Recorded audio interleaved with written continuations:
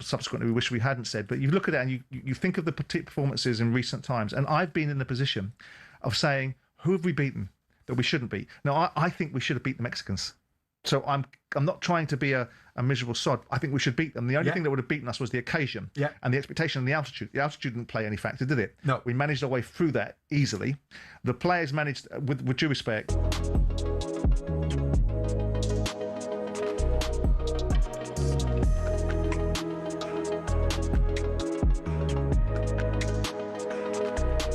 talkSPORT Sports Update, brought to you by Burger King Burger Buddies. Iconic winners delivered in the box every time. Order now on the BK app.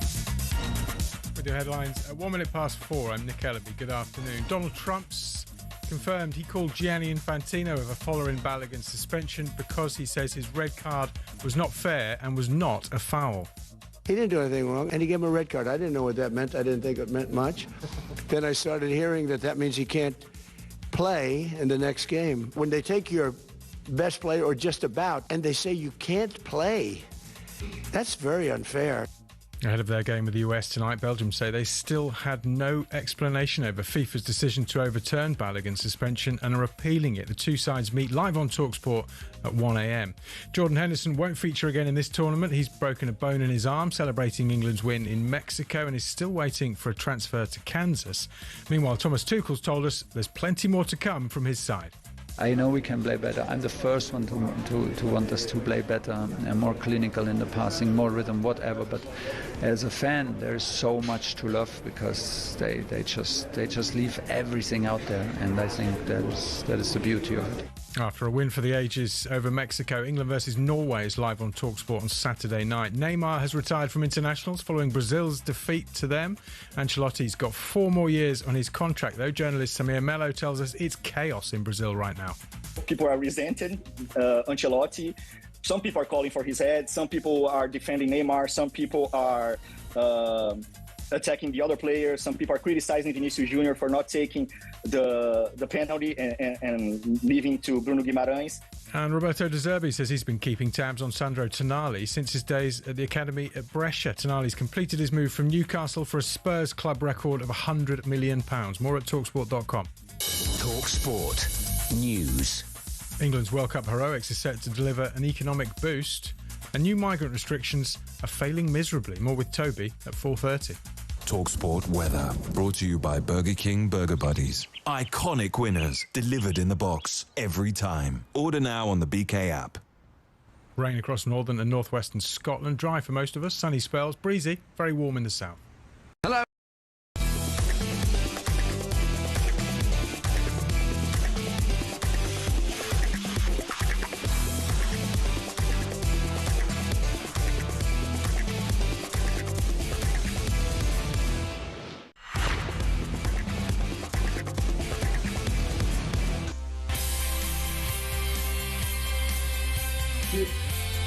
Hello, good afternoon. Welcome to World Cup Game Day live on talkSPORT. It's me, Andy Goldstein, alongside the superstar Darren Bent. And again, we are live from Buddy's Bar in New York City. And by jingo, we've got a show for you today. We really do. We're going to be joined right here in Manhattan by Brad Friedel, Ben Foster, Nigel Rio-Coco, as we look back on a quite simply unbelievable night for England. Maybe the best night for the Three Lions since 1966. Today is gonna be the day that they're gonna throw it back to you. It's Bellingham again, and he slipped into his right-hand side, and he scored again! Jude Bellingham on the double! Harry, your country needs you here. You've got to put this away, right-footed, he has! Referee, blow your whistle! He has! England have won! They've laid bare the curse of the Azteca! Yes, England are into the last day of the World Cup after a quite incredible night at the Azteca. 3-2 winners over Mexico, despite all the pre-match talk about the atmosphere and the altitude. And of course, we were down to 10 men after Jurel Kwanzaa's sending off. They will now face Norway in the next round. It's this Saturday. It's live on talkSPORT, and me and Bentley will be there. That's a long way off, though. Bentley, good afternoon. Good afternoon, see you. good morning, should I say over here? Do you know what? Things I've learnt over the last 24 hours, right? This place in the last 24 hours, buddies, has never sold so much kale, is one thing. The second thing I've learned is me and Benny still don't have a wardrobe in our hotel room. That's right. And the third thing is England are into the last day of the World Cup. How unbelievable does that sound? Do you know what? It sounds unbelievable, apart from the wardrobe part, which is Yeah. But no, the game last night, Andy, was absolutely incredible. The atmosphere in this Buddy's bar, right? Yeah. Was like no other. I've been to many a bar throughout my time, watched many a game in bars. But in here, having the English in kind of one section, the Mexican fans in another section, them cheering, us cheering, them cheering, and the game was going all over the place. Yeah. And there to be such good vibe between the both supporters. When Jude scored, we're playing Hey Jude. When a Mexican player scored, unfortunately I don't know many Mexican songs, but they're playing Mexican music. It was just incredible. But the performance from the players, and you're still going to get people going, yeah, but we didn't play well. I don't care about that. That performance I yesterday... don't think anyone will say we didn't play well. There's still people out there going... Are there? Yes, and Mexico dominated in terms of possession. I don't care about any of that. Oh, no. Their performance, and especially Jude Bellingham's performance yesterday, in terms of standing up and being counted and going, do you know what? The Azteca, all this talk about they've not been beaten in 100 years and all this crazy stuff, he went there and showed everyone, no, we're good enough to win this competition. And not only that, we can go to Mexico and win. Incredible. Yeah. I also think that last night has hopefully put a stop to conversations about Cole Palmer, about Trent. Oh, no, they'll come back again. About Dan Burn. Like if Dan Burn never plays for England again, he's one of our greatest ever players, right? I know I'm going a little bit over the top. You think? Maybe. But everyone put in such a heroic performance last night. And as you quite rightly said, we were lucky enough to be in here. All of the talkSPORT boys were there. Sam Matface was here. Brian was here. Lee Dixon was here. So a lot of people that we work with or in and around our industry were in the bar. We hadn't seen them for a bit. So that was really nice. And then we scored and the place went nuts. Then we scored the second one. The place went nuts. And I thought, it's all England. Yeah. And then Mexico scored. And as you rightly said, that side of the bar exploded. I was like, we're not alone. We're not alone. And it was one of those games. I mean, we're obviously involved in it. So if England weren't involved in that, if it was like, USA or Portugal or whatever, and we were watching it from the outside looking in, I wonder if we'd still find it as phenomenal a game to watch in 90-plus minutes. Probably not, because you're not as invested in it, are you? No, maybe not. Because it's England and you're watching it, and I mean, some of the looks on people's faces. I mean, you talk about there's obviously 5 goals in the game. Yeah. There's a red card. There's VAR. I don't know, do you know what I mean? It's just all these different things, a mix of emotions. Like when they score straight away after we got the 2, people are like, oh no, here we go. Then we get another one. Then VAR sends off Kwanzaa. Then that gives them a penalty. Everyone's just like, oh my goodness, I can't take much more of this. Then it's 11 minutes at the end of the game. And also he put like 10 behind the ball. Yeah, but Joy, for half an hour. I mean, I remember I was just standing over there going, what's he doing? 10 behind the ball. Yeah. But even when Dan Bird came on, people were going, what's he bringing him on for? And he was unbelievable in terms of getting his head on things. That him and John Stones, when they came on, right? Yeah. It was almost like they were desperate to, like, you were not letting them score. So they got their head on things. They blocked everything. Imagine being a Mexican striker with half an hour to go, thinking 10-man England, and all of a sudden you go, who's that fella who's just come on? That's Dan Burn, 6'7" of Dan Burn. You're like, there's no way we can. But this is the thing. This is where sometimes you need a bit of luck, because you're right. England earned their luck last night in terms of the way they played. But from a Mexico perspective, you're right. They bring on Dan Burn, who's 6'7". John Stones is 6'2". They've got a big back 4, back 5, or whatever it is, and they kept slinging in crosses. That's what I couldn't understand from the Mexican perspective, because you're trying to get a goal and you keep doing the same things. You keep crossing the ball, and we're just heading it away. Yeah. So after a point, you go, this is not working. We need to change it. But they never did. They kept going. And again, to England, I don't want to take anything away from the performance. I thought they were exceptional to every single one. A man. Is that the type of game that we lose under Southgate? With 30 minutes to go, do we put 10 behind the ball? Do we bring Dan Burn on? Do we bring John Stones on? That's the thing. I think you could quite clearly see every single time something happened, I think Thomas Tuchel was proactive. And that's the problem with Gareth Southgate. He's reactive. And sometimes it's too late. Great point. But even with the hydration breaks, you can see Thomas Tuchel going around to everyone. He's so kind of like, right, no, you do this. Every single player is telling him exactly what to do. When something happened to Mexico, he bang straight away. Okay, proactive. Just get Dan Burn on. Yeah. Kane looks flat. Okay, Morgan Rogers on. I think Thomas Tuchel deserves a lot of credit for last night as well. I agree. We should hear from him. I think we should. Yeah, let's hear from the manager. Thomas, are you there? Thomas Tuchel, he was speaking with talkSPORT's Faye Carruthers after the game. Thomas, congratulations. You look exhausted. We've all been through the ringer. I am exhausted. I cannot even imagine how the players feel. Like they let their hearts out. They refuse to give in. They refuse to lose these matches. It's just a mentality so outstanding. They do it with pure will. even when things go really against us, we need to play so many minutes in altitude against the home nation, and they just refuse to give in. They keep believing, and very impressive. You wanted this team to write its own chapters. What's this one called? That's a big one. That's really a big one. It's an extraordinary night and a huge night, and very, very important for us. So now it's full steam ahead. When we see a performance like that, when we see a managerial masterclass, and that's what it was from Thomas Tuchel, do we start to believe now, or is it a little bit too early to suggest No, of course you have to start to believe. You have to believe because, again, it was a different way of finding a way to win. I mean, so many people were almost scaremongering. Oh, Mexico, seen their record, the altitude, can't breathe, ball moves differently, all these things, and for England to almost, and again, I know it's happened often, but an English player steps up and goes, do you know what, I'll do this, and then everyone will come off the back of it. So Jude Bellingham again yesterday, getting the 2 goals. It was almost like everyone was like, okay, let's get behind Jude, we can go and do it. But I think you have to start believing because I believe we're a better side than Norway. Yep, I agree with that. I think we'd have beat Brazil or Norway. But it's not Norway, it's Haaland. Well, not like Haaland, and they have got some really, really good players, right? But you are talking about one of the best centre forwards on the planet. But we were there yesterday, actually, right? We went to Brazil, Norway. MetLife Stadium, is that right? Yeah. It was about half an hour ago. We'll talk about our New journey Jersey, there. yeah. We'll talk about Joe talking about Kale the whole way. And the train nearly falling apart with carrying on. And the train falling apart, yeah. But we went to the game, and you and I were sat next to each other in the VIP seats. The rest of the production team, I don't know where they are, I don't really care. But I remember talking to you throughout the first half. Every so often I go, Haaland's still not touching, Haaland's still not. And I think he had 5 or 6 touches in the first half, right?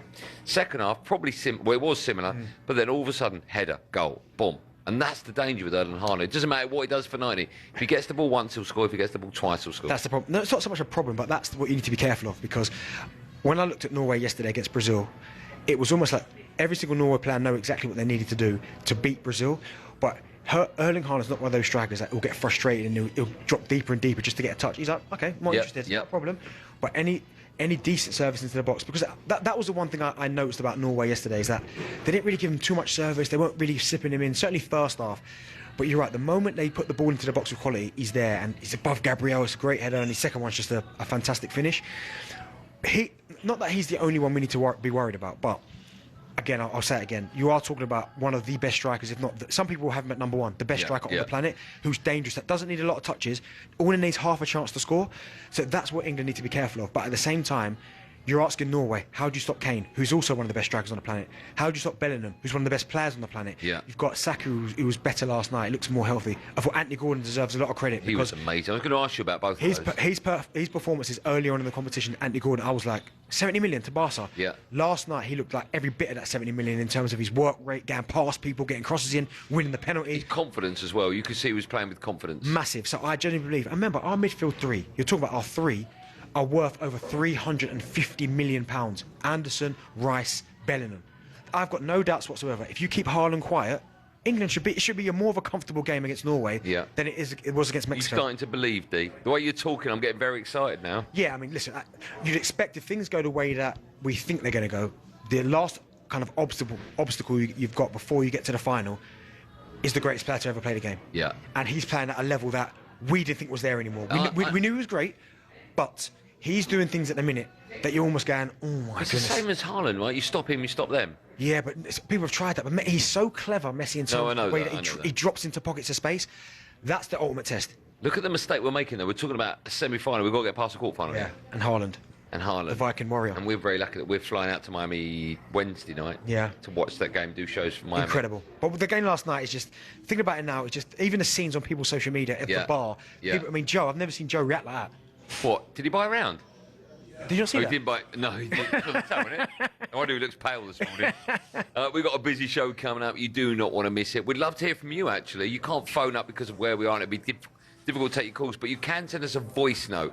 So we want to hear from you if you want to have your say on all things England. Maybe last night convinced you that England can win the World Cup. Was that the best performance since '66? How good was Gordon? How good was Saka? We haven't even talked about the goalkeeper. Brad Friedel will be joining us in just a moment to talk about some wonderful saves last night from Pickford. But we want to hear from you, so send us a voice note. 03717223344. You go into WhatsApp, you flick the little microphone, you send us a voice note, and then we'll play the best ones out throughout the show. We will, by the way, we will do that. So make sure you take time to do that. 0371722. Sorry, did you say best performance since '66? What? Well, that's what Joe's.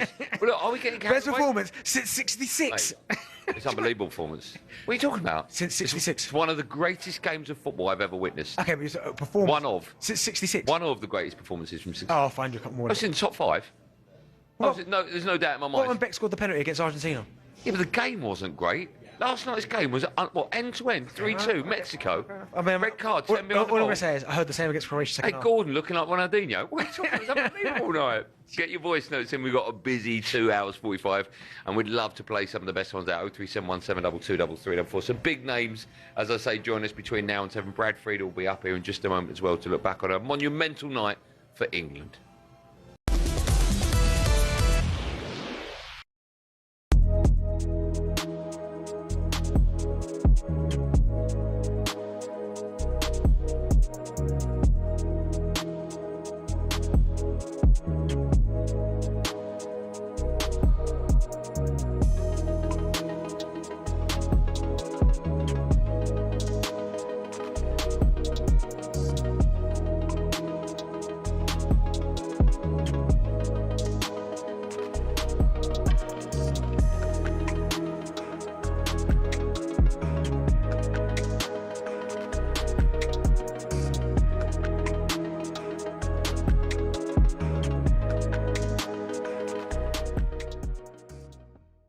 Was it lift-off last night for you? Yeah, but I've enjoyed the tournament in its entirety. Like, we've got no right to just expect us to dominate teams from start to finish, not concede chances or goals. But I'm always of the opinion you start the tournament expecting them to win, then you'll enjoy every single game when we inevitably don't win a game and get knocked out. I just can't understand, and this gets to my main point. People that start the tournament going, oh, we're rubbish, we're nothing compared to France. All right, don't enjoy the tournament, don't have any fun with it. And on the France point, I'm really tired of how much they're getting pumped up. Don't get me wrong, probably are the best team in the tournament so far. They had a really, really sticky first half against Senegal. They were crap against Paraguay. Now, if you put England in those shirts, all of a sudden, like, Paraguay's a crisis because we can't break down a sticky team. Oh, we're only good at one half of Senegal. We're so easy to look at England's faults and pump up like the better parts of other teams. If you make a combined 11 with France and England, goalkeepers, flip of a coin. Neither team's got anything that looks like a fullback. Saliba gets in. Upamecano, Gay, equal. Rice and Anderson definitely get in. Elise Bellingham, flip of a coin. Mbappe, Kane, flip of a coin. Gordon, Cola, flip of a coin. Dembele probably gets an over Saka. Now, you cannot be telling me the way that people have been talking about these two teams on that combined 11 that we shouldn't be overconfident. No, never mind a call. You should get a show of your own, mate. This was magnificent. I mean, how about that? Well, a lot of what he says is right, but also depends how you approach sport. I don't approach sport with a participation medal in hand. I don't want my child growing up knowing that winning isn't important. So I approach a tournament where I get my fundamental enjoyment out of winning. If we're going to lose, it's because we lose with our boots on. It's lose because we get beat by a better opposition. It's not because we didn't turn up. Yeah. So I approach the tournament not expecting England to win. I expect them to be the best version of themselves. But I approach life as a challenge to win, not to participate in. And I disagree with a lot of the observations about which players. I'd put Mbappe in any side, in any space, in any part of the universe.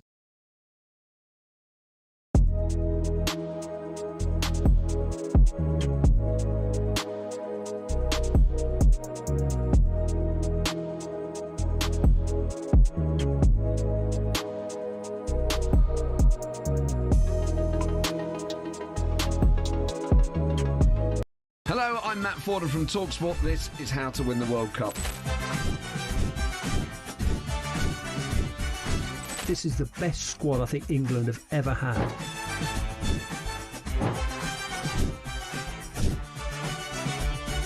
He used to love America, now he doesn't. It's very sad. It was so important to succeed because of all the pressure we received. Don't jump for this one, I'm going to knock his head off. Warning, this podcast does not guarantee England will actually win anything.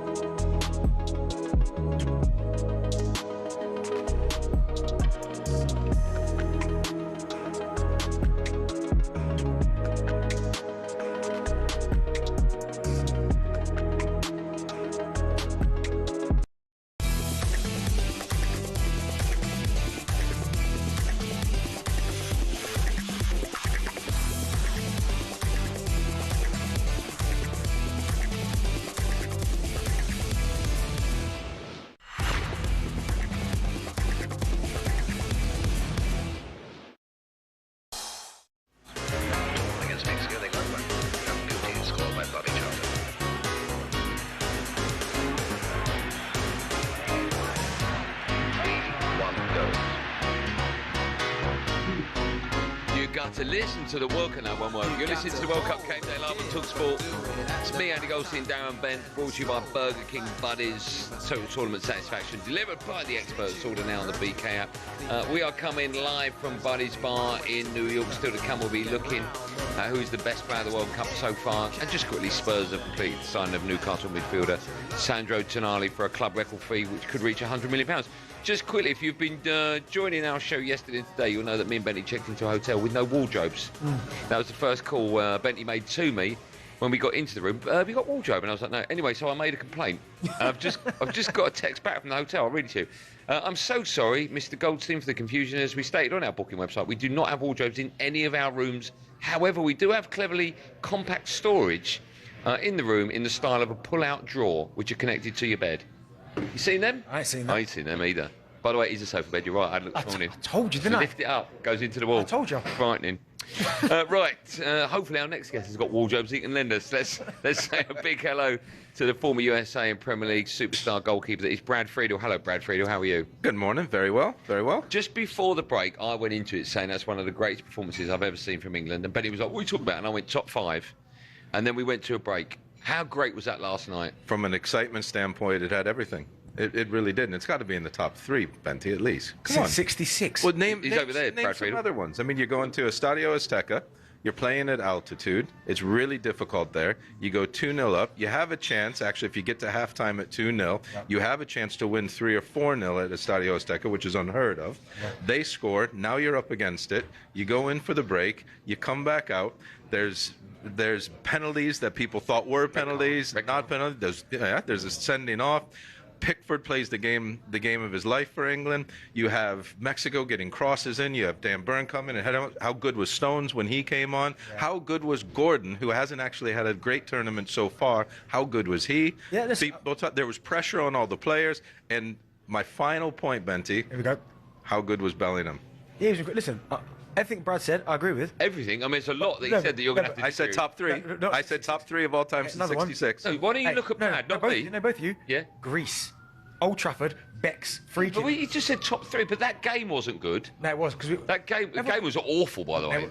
The game was awful. The moment, though. Benty, come on. From minute 1. It was exciting. You were on the edge of your seat the whole time, weren't you? 66. Come on. Long time.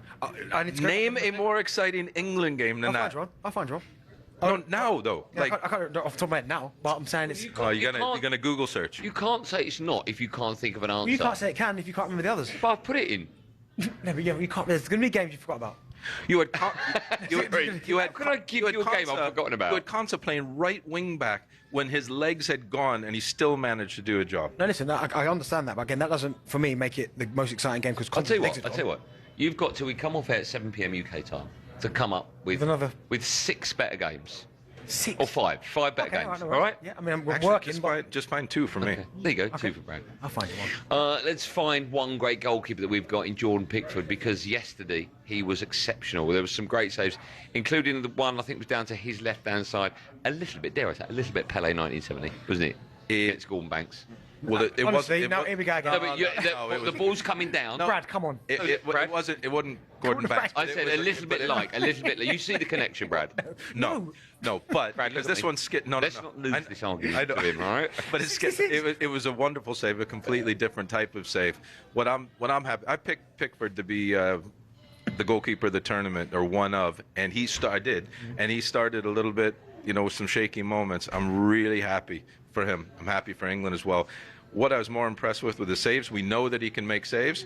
I thought coming out for crosses, that last part of the game as well. Yeah, the punching, the communication, the match control, the distribution. I thought he was magnificent. And now you look at the one thing that England has been lacking in the tournament was defensive cohesion, to be able to play against a France, for instance, and we saw that last night. You're going to join us sporadically throughout the show, so there's a couple of other things I want to talk to you about this year's World Cup. We'll come back to England in just a moment, because it's time now to round up all the latest World Cup action on talkSPORT, brought to you by Enterprise Rent-A-Car. Daily Tournament Roundup on talkSPORT. Brought to you by Enterprise Rent-A-Car. Whatever it is, we're here for it. Sleep. We'll just continue, shall we? Norway, they're into their first ever World Cup quarter-final after beating Brazil 2-1. They, of course, face England next. Haaland scored twice to take his World Cup tally to 7 goals. Were you there yesterday? I know we were... No, I didn't go, but I watched the game, okay. Here's another... I got another one for Benty before you ask me the question. Okay, good. Save of the tournament was in the game that you were at yesterday. The goalkeeper's running back and he tipped it onto the post, right? The deflection over his head, spinning ball, tipped onto the draw. Got one that might rival that, actually. There was a performance from a goalkeeper the other day. Not a performance. Save. Why don't you listen to what I guess? No, but I'm talking about there was a save. Save. Was it that has been the heart. He's coming out of all these stats, yet none of them are backed up. Ben Foster's going to come up later as well. Yes. He'll know how hard, as a goalkeeper, that save is to make. When you set for a shot, it's deflected, loops over you to make that save. That's the most difficult save of the tournament. Let me ask you this, Brad Friedel. Okay. From not just a striker, but from a player, Haaland or Kane, who you having? Who do you want in your team? And he does whatever he does. That's an impossible question to answer. It really is. Benty would answer it straight away. Well, they're both... Who do you want? Who's your number 9? Oh, Kane. You've never said that. No, because you remember, you only give 2 options. You always give me 3. Kane or Haaland? You always take Haaland. No, Andy, I said Mbappe. It's usually a question you ask. They're joint greats. Oh, really? Okay. They're different types of players. Kane will come a little bit deeper and get the ball from time to time. Haaland usually doesn't do that. But I'll take both of them in my team to score the goals. When we were going on the train, or the subway as they call it, was it subway? Was subway, bit train. I said, what's the one thing you want to see from this afternoon? We'll talk about it. And I went, I'd like to see Neymar come off the bench and score. And that's what we saw. And then he retired. When you look back at Neymar as a Brazilian, a superstar, has he achieved everything he should have done, do you think, Brad? I know it's quite a big, generic question to ask. Yeah, that's a tough one to answer because I don't know Neymar personally and off the field, and I don't know when he had injuries and things of that nature. I do know playing against quality players like that, I mean, he's one of the very best technically that's ever played the game. So you would argue if you are one of those players, like, should he have won more? Could he have won more?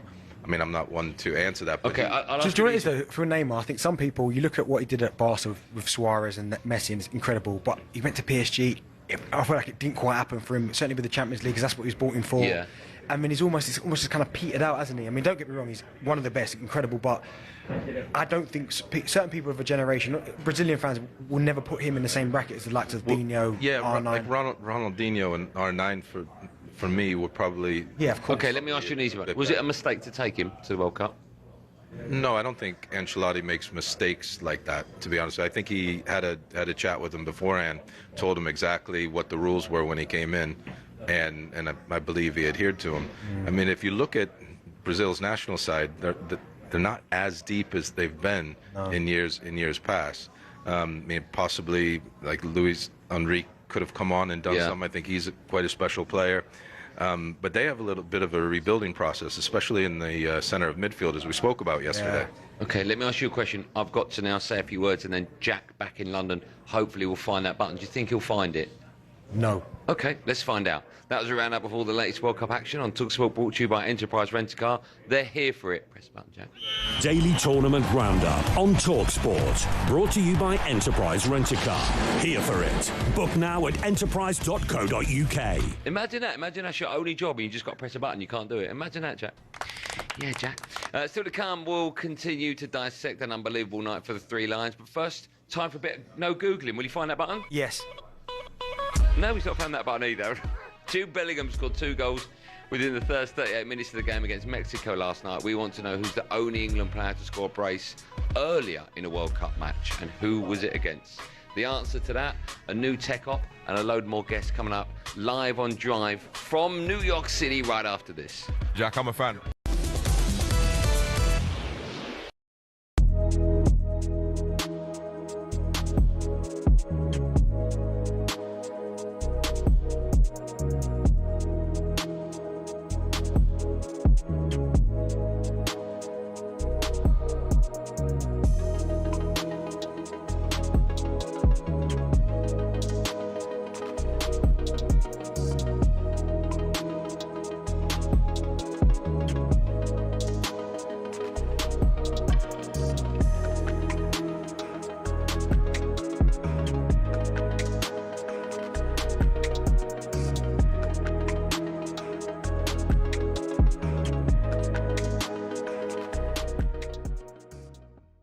in Miami this Saturday, Inter won Erling Haaland, who got a couple of goals, and Brazil exited the tournament. Haaland signed a 9.5-year contract last January that keeps him at Manchester City until 2034. And Alpha Inge Haaland, Erling's dad, spoke to the Zone ahead of the match, Simon, at the weekend. And he said, well, Real Madrid, he says he's very happy at Manchester City. He's got a long contract. We're waiting for the new season, but anyone would want to play for Madrid. You never know what can happen in football, that dreadful phrase that's used so often. But does Guardiola's departure, Simon, make Haaland's City future any less secure, do you think? Well, I don't know what his relationship will be with Maresca, because we know we had a relationship with Guardiola. He signed for Guardiola. He didn't sign for this fellow. So there might always be a change. There might be a drop-off in City. Maresca might not be the person capable of delivering City the outcomes that they've become accustomed to. Yeah. Albeit last couple of years they haven't won a title. They'll soon get back in the saddle. That can be clear, given they've spent £130 million on a central midfield player. Their ambitions are clearly in that direction. He will go, in my view, to Real Madrid. Tragically, that seems to be the destination of all the big players. So at some point, do I see him serving out his 9.5-year contract? No. It doesn't matter. It's not a case of if, it's a case of when. I mean, you might say insecurity is almost impossible with a 10-year deal, though, isn't it? I don't think that kid suffers from any insecurity, do you? I mean, I've encountered him firsthand. I don't think he suffers from any insecurity. He might suffer from a lack of manners, but he doesn't suffer from any insecurity. He is a hell of a player. But in terms of City's hold on him? Not really. That just commands... So if Erling Haaland walks into XYZ person's office at Manchester City and says, I don't want to play for you anymore, and I really don't want to play for you anymore, and I'm really going to make that clear, and I'm going to put transfer requests in, I'm going to do all kinds of things because I don't care about sign-on bonuses and loyalty bonuses because I get paid by the other club on the way in. What's City going to do then? City will... I mean, of course, they are a unique phenomenon. They've got the power to sit there and park him in the reserves if they want to, but they're not going to do that, are they? They're going to do business. And he will eventually, at some point, leave Man City, and the Man City fans won't begrudge that.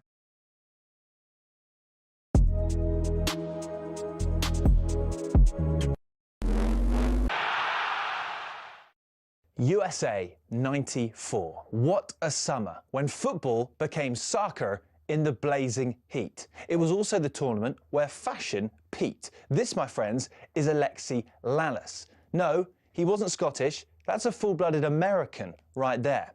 But in all seriousness, forget the hair. Look at the jersey. Dreamy 90s clobber. And it was everywhere. That's the legend that's Georgie Hagi of Romania, OVS, Brazilian shot stopper, Taffarel, and a Dutch guy. I mean, this was the period we were getting top quality in the Premier League too, but the national team designers raised the level even higher. The pitch was their catwalk as we got Germany, Bolivia, Sweden absolutely rocking it. The kind of kit we're shelling out for on retro sites to this day. And Spain, another beauty. 10 points if you recognise that guy. Of course, this was America, so the cheerleaders didn't want to be outdone.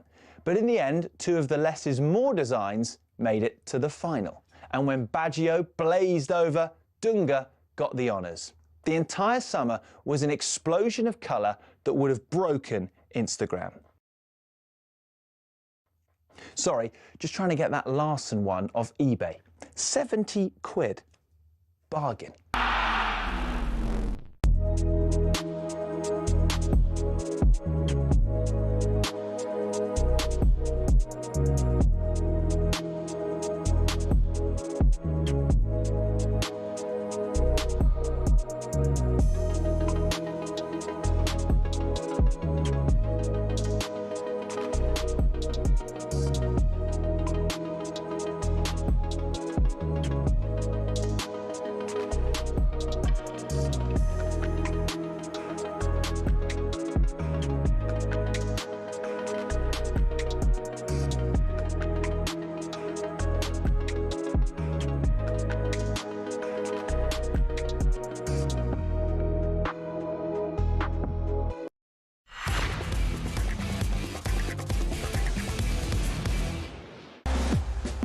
Andy, Benty, great show as always. Buzzing off last night, a couple of hours sleep, but I feel fine because every time someone talks to me about the football, goosebumps. One of the greatest England games ever, in my opinion. Yeah, I agree. Benty doesn't. Welcome back. You're listening to the World Cup Game Day on talkSPORT. It's me, Andy Goldstein Darren Bent. former USA goalkeeper Brad Friedel. We're live from Buddy's Bar in New York. If you're around the area, by the way, come down, come say hello. Management Max has put his credit card behind the bar. He's buying everyone not just booze but free lunch as well for the entire week. Some wardrobes. So come down. Some wardrobes will be nice. Yeah. Let's say hello to no. Don't adjust, if you're watching on your tablets or YouTube, don't adjust your set. It's not the final of Blind Date, even though three of them are sat on chairs. It does look a bit weird. It's because we're joined by former Man United and England goalkeeper Ben Foster. Hello, Ben Foster. Hello, mate. You okay? I'm good, very well. Thank you for coming down. It's very kind of you. Why are we all sitting down? What's happened to your back? Oh, I'm getting old. What's happened? Oh, I've hurt my back. I was playing football last week. We went down to Brooklyn Pier, played on there. Oh, I'm in turmoil. I was in the gym yesterday morning with my son. Bent down and then felt it again, that horrible little twinge where you know it's going to be like a week or 2 weeks until it fully settles down. I've had a bad back for about 4 years carrying Bentley, but I hope yours I hope yours meant I've heard that one so many times. Lovely to see you, it really is. Thanks so much for coming down. So much to talk to you about obviously last night's game. Firstly, where did you watch the game? Who were you with? We were in the Longacre pub it's up by Times Square. I had my family with me. It was lovely, mate. We had a table of Mexicans behind us. It was all lovely spirited, lots of banging on tables and jumping about. I loved it. I absolutely loved it. It was great. If I was there, it wouldn't have been nice spirited with the Mexican supporters behind. It was great timing for us, right? Because it was in our evening. But back home, it finished at 4:30. Yeah. Have you spoke to many people back home to find out if it was as nuts for them as it was for us? Yeah, it was like all-nighters, basically. I've got friends who are back at work this morning. They've had an hour's sleep, 2 hours sleep, no sleep. Fair dues to them. It's good, isn't it? It's really, really good. But the result is what makes it. I could imagine that if we'd have lost last night, I'd have been miserable today. Can you imagine going into work, into school, all of that, and we've lost? Hour delay as well when you get it's horrible, no sleep. Yeah, it's horrible. At the top of the show, I said that's one of the greatest England performances I've ever seen. Brad Friedel backed that up. Top 5, we both said. Bentley's disagreeing. Where do you rank it? I don't think it was the best performance I've ever seen. It's the best game I've ever seen. No, he said that's what I meant. Most excitement. It's got to be up there, right? Without doubt. It's probably my favourite England game that I've seen. And I know Jarrell Quansah's getting absolute pelters for getting red card, and it was bad. But that's what made the game. That's what made the occasion. For me, to see our English team, with that much grit, it makes me so proud. He said the match against Greece, Beckham's free kick was more exciting than that last night. No, I'll give That's what he said. No, I'll give you another 2, Ben. Right? I said England 5, Germany 1 in Munich. Yeah, but it's not as nailed by it. No, okay, I get that, but no one saw that performance. No, true. Remember Euro 96, Holland 4-1, Wembley. Sheringham. There you go, another one. That was incredible. Sorry, was it not 4-2? Or 4-2, 4-2, yeah. Incredible. But I like the fact that it was a 3-2 back to the wall, and we needed to show grit, and we haven't shown much grit this tournament or in recent years. Man down. And look where it was. They'd never lost a World Cup game there ever. I think. But, not good enough for Benny, was it? all of them factors. I think all of those factors, you put them into one, and I think it's probably number one. And how about the Spence can't defend, and he went on and defended? Yeah, incredible. Listen, while we've got both here, we should talk about Jordan Pickford, right? Now, some people, I won't name names. Would you say? No. Yeah. Okay. Cool. I don't want to name names because it'd be unfair of me to throw Troy Deeney under the bus, so I wouldn't name names. But some people gave him a little bit too much stick before the tournament, suggesting that maybe he shouldn't be there. He doesn't trust him, or he's got a rick in him. Before the tournament started, how sure were you that Jordan Pickford was going to be as good as he's been so far? Apart from that one, was it in the first or second game where he could have given a penalty away? Yeah, it was a little apart bit from kind that. of sort of hectic for him, weren't it? He needed to just calm down and settle down into it. And I think he's done that now. Before the tournament started, though, I fully backed him. Fully backed him. He's always been, in this era anyway, he is the undisputed England's number one. And there's always been a question in our era, is he the best English goalkeeper? For me, he's the best English goalkeeper. And that's a different question to, is he the best goalkeeper? Because I think there's been better English goalkeepers in our era. Joe Hart, for example, who's a better goalkeeper. But for England, I think Jordan Pickford Jordan Pickford is a better English goalkeeper.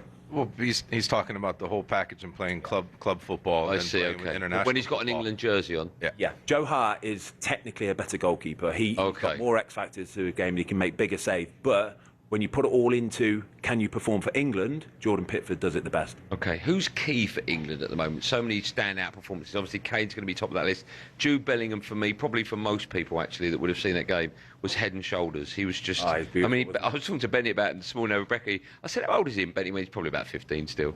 I mean, he's what is he? 22 years old. 22 years The old. experience way beyond his years. I was looking Frightening. at the top scorers in the tournament so far. Look, you've got all the big boys, but England have got 2 in there: Harry Kane and Jude Bellingham, and that could be the difference as well going forward. I still think Jordan Pickford's got a massive part to play as well. If your goalkeeper can perform, you look at we saw some pictures there earlier of like teams that have won the World Cup, and there was Tafarel for Brazil. Do you remember that Brazil team that won? 94? Tafarel was unbelievable that tournament. To win a major tournament, you've got to have a good goalkeeper. Well, you say that, and I'm going to show my age, but in 1970 when Brazil won the World Cup, their goalkeeper was called Felix, and he was appalling. But they just had... They had the greatest, probably the greatest team of all time. Yeah, so sometimes you will get an anomaly. But yeah, okay, I'm showing my age. Even though you're much greyer than I and look a lot older. Oh. It's because I haven't had a haircut for a month. Been out here for a month, all right? Leave me alone. Do you know what? Actually, it's funny you say that. You've been out here for such a long time. Because we discussed in great detail yesterday about the fact that it doesn't really feel here in New York there is a World Cup game, or a World Cup's going on. You've got the United States playing today. Yep. And even if this was London, you know, the streets would be filled even at sort of 10 or 9 o'clock in the morning. Does it feel for you, you've been out here for a month, does it feel like the greatest show on earth is happening out here? I've loved it. I have. I've nothing but good things to say about the USA and how they know how to run a tournament. I've been to 2 games. So I was at the Brazil game yesterday, same as you, for the Brazil-Norway. I went to France-Sweden last week. Wow. Everything about it is absolutely top class. And like I said, we've been situated in New York as well, so we haven't been going to any games and around the stadiums. We can only see it from a New York perspective, and it's been incredible. There's no trouble, no drama. Everybody's coming, integrating. It's been lovely. Do you know what helps to this World Cup as well? Is that all the big dogs have showed up. Do you know what I mean? Sometimes you get someone who disappoints. Every single one of them has shown up. You're going down to Miami, and Miami will have more of a World Cup feel around the city, and a lot of that has to do with just Messi playing with Inter Miami and people being engaged in football. The other cities around have been magnificent. They really have. New York's different because New York has so many events. There'll be events going on right now that we don't even know about. There was a massive boxing match, you know, not long ago. There's going to be the Lion King up the road. Like there's so many things. Well, Brad, when to we go landed, on. when we got here, like say 3 weeks ago, the Knicks had just won the championship. The day that we landed, stuck in that parade. Oh my God, 2.5 million people. Mate, it was carnage. You couldn't move. It was so hot as well. You couldn't move. There was no point. Jim White almost got arrested. Yeah, he did. Yeah, but that was for something else we can't talk about. So we landed. You've got the New York Knicks have just won. Then there was the US Open golf going on in whatever it's called, that place. And then you had the darts championship last week as well. Yeah, I saw that. Like this is what it's for. This is built for it, honestly. Are we going to see the World Cup winners next Saturday? England take on Norway. Is it going to come from England? Have we got a good enough squad? Are we getting a little bit too carried away? Yeah. I woke up this morning. I was convinced we're going to win the World Cup.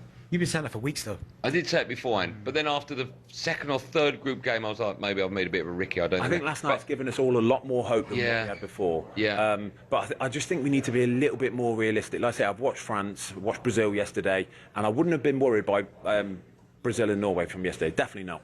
But France last week, when I watched them against Sweden. Honestly, guys, like that front three, that front four, front five, six. No, six. Coming off the Even bench. the players that have come on off the bench, I'm thinking, oh my golly gosh. I did comms on 2 of France's games. Frightening, Like isn't it? Poetry going. But you will get a one-off guy. Like last time, was it Mbappe scored the penalty? They won 1-0, right? That could have got either way. But you see the charts that France had as well. I know. It should have been 5 or 6. I know, but I do think we're getting carried away now. Right? If we beat Norway on Saturday, I think it is, and then it looks like we'll probably have Argentina in the semis, right? This is going to sound silly, but you know, Messi has a bad game or take him out of the game. We've got a chance in that. I think personally we'll beat Argentina. What do I know? And then you get to the final, and is it a flip of a coin? No, it's never a flip of a coin. We've seen major upsets in finals, right? Because it is just a one-off game of 90-minute football. I went to the Euro final a couple of years ago, England versus Spain, right? And I knew from the kick-off that we were going to lose that game because we looked like we were scared of the Spanish, We started the game and we went straight on the back foot, receded, and they just went pop, pop, pop, pop, pop, and it was only a matter of time. I was thinking, what are you doing? Like, we've just come off the back of the game against the Netherlands where it's probably our best game of the tournament. Confidence should be super high. And then we went into the Spain game and I was so deflated from it, I really would. But I think the confidence we can take from this Mexico, if we can go into the front foot, it's almost like we need a catalyst every game. We need something to kick off, an early goal for or against us, or a red card, or something to just get us going, because otherwise I feel like we walk too much into it. Let me ask you all this question, right? Will the rest of the world have watched last night's England performance, going to Mexico in their own backyard and beating them? Would they have watched that and thought, they're the team now? Absolutely, because the one thing that England needed this tournament was a very good defensive display. That's what everyone's been talking about. A couple people are talking about, can they break down a low block? It doesn't matter anymore because they're not going to play any team anymore that sits in a low block. So all teams they play are going to attack. So the one thing, can Pickford and can the back four, or as it turned out, the back five at the end of the game, can they have a game? They all saw it last night. So now people are thinking on a one-off, possibly. If they played France 10 times, it's not going to be 5-5. No. But if they play them in a one-off, Yeah. you never know. Do you both, I'll stay with you and then I'll come to you, Ben. Brad, do you, when it's backs against the wall and crosses, and you've got effectively 10 behind the ball, as a goalkeeper, do you enjoy that? Yeah.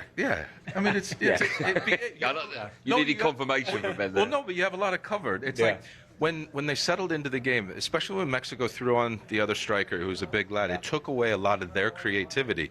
So you knew Conte was dead, so they knew that they were playing the ball there, they were getting the ball, and they were trying to cross it in. And once Stones came on, I thought he was brilliant because it was a calming influence. And then you have Byrne, who's so tall, and then as a keeper, he was on it. He knew anything that was coming into the area, he was going to punch it or he was going to claim it. I don't think Pickford was probably nervous or anxious at all the last 15 or 20 minutes. He had, I think, with about half an hour to go, he came for his first punch, and I see him. He was ready. Honestly, he was waiting to go. He was on the front. He came, got the punch. The one where he clattered into Gay. Yeah, clattered into him, bang, got the punch. And I thought, oh, mate, that's an unbelievable sign, because now that's just you. That sets you up perfect, right? He came for the next one, and he just kept coming and kept coming. I thought, oh, mate, this is perfect. But you always need to get the first one done right, because if you'd have done that and not got it perfect, you're thinking, oh, I don't want to make another mistake like that. But he got it perfect that time, and then that's it. He kept. How long have we got you for, Ben Foster? As long as you need. Amazing. Okay, we've got you for the show as well. Ben, you might as well go. We've only just started. We've got a great show. If you're near Buddies by New York, come down. It'd be lovely to see you. We are, of course, looking back on a historic night for England. If you want to have your say, by the way, we can't take calls because of where we are, but you can send a voice note in 03717223344. Who knows? Maybe you'll hear your voice right after this.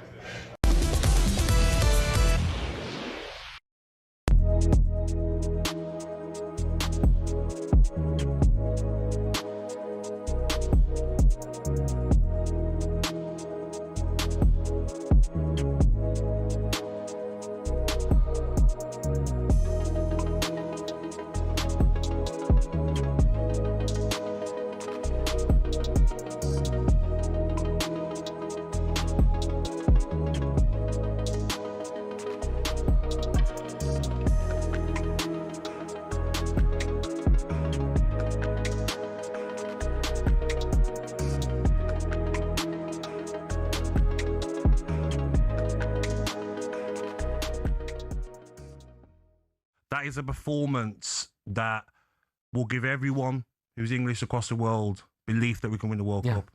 They fought like lions. They went to the Coliseum and they stood up against the intimidating fan base. 87,000 attendants, probably 82,000 Mexicans. The altitude, no problem. Yeah. Heroes, all of them, every single player. And I agree. You know, watch every minute of it, because within that, you've got goals, penalties, woodwork being hit, red cards, all sorts of other things going on around the pitch. Incredible, Jeff. Well, I think at the end, I saw somebody tweet that it was a Tuchel tactical masterclass. Now, I disagree with that. Okay. Because I think that certainly second half, this was down to willpower, determination, and grit. Yes. And every single England player showed that. And I mean, I've got players that I want to single out, but what about you, Gabby? Who would you single out? I think Jordan Pickford was fantastic. Yeah, I mean, Troy Deeney saying that we can't win the World Cup with Pickford. I'm sure he'll take those comments back, knowing Troy is a good guy. I thought Anthony Gordon was fantastic, did everything that was needed. And I thought Jude Bellingham was a standout player. 2 goals. He was the clearance off the line in the first half, near the end of the first half. The way he was running with the ball, he was like a man possessed. But it's hard to even give anyone a standout performance because they all fought like lions. Like you said, Jeff, maybe not a tactical masterclass, but the way he went to a 5, the way he brought Dan Burn on, do you know what I mean? I think that worked in our favour as well. And such a heroic performance. And I agree with you, they ran out of ideas, Mexico. They were shooting from weird positions. They just couldn't get... Hello, I'm Matt Fordham from talkSPORT. This is How to Win the World Cup. This is the best squad I think England have ever had.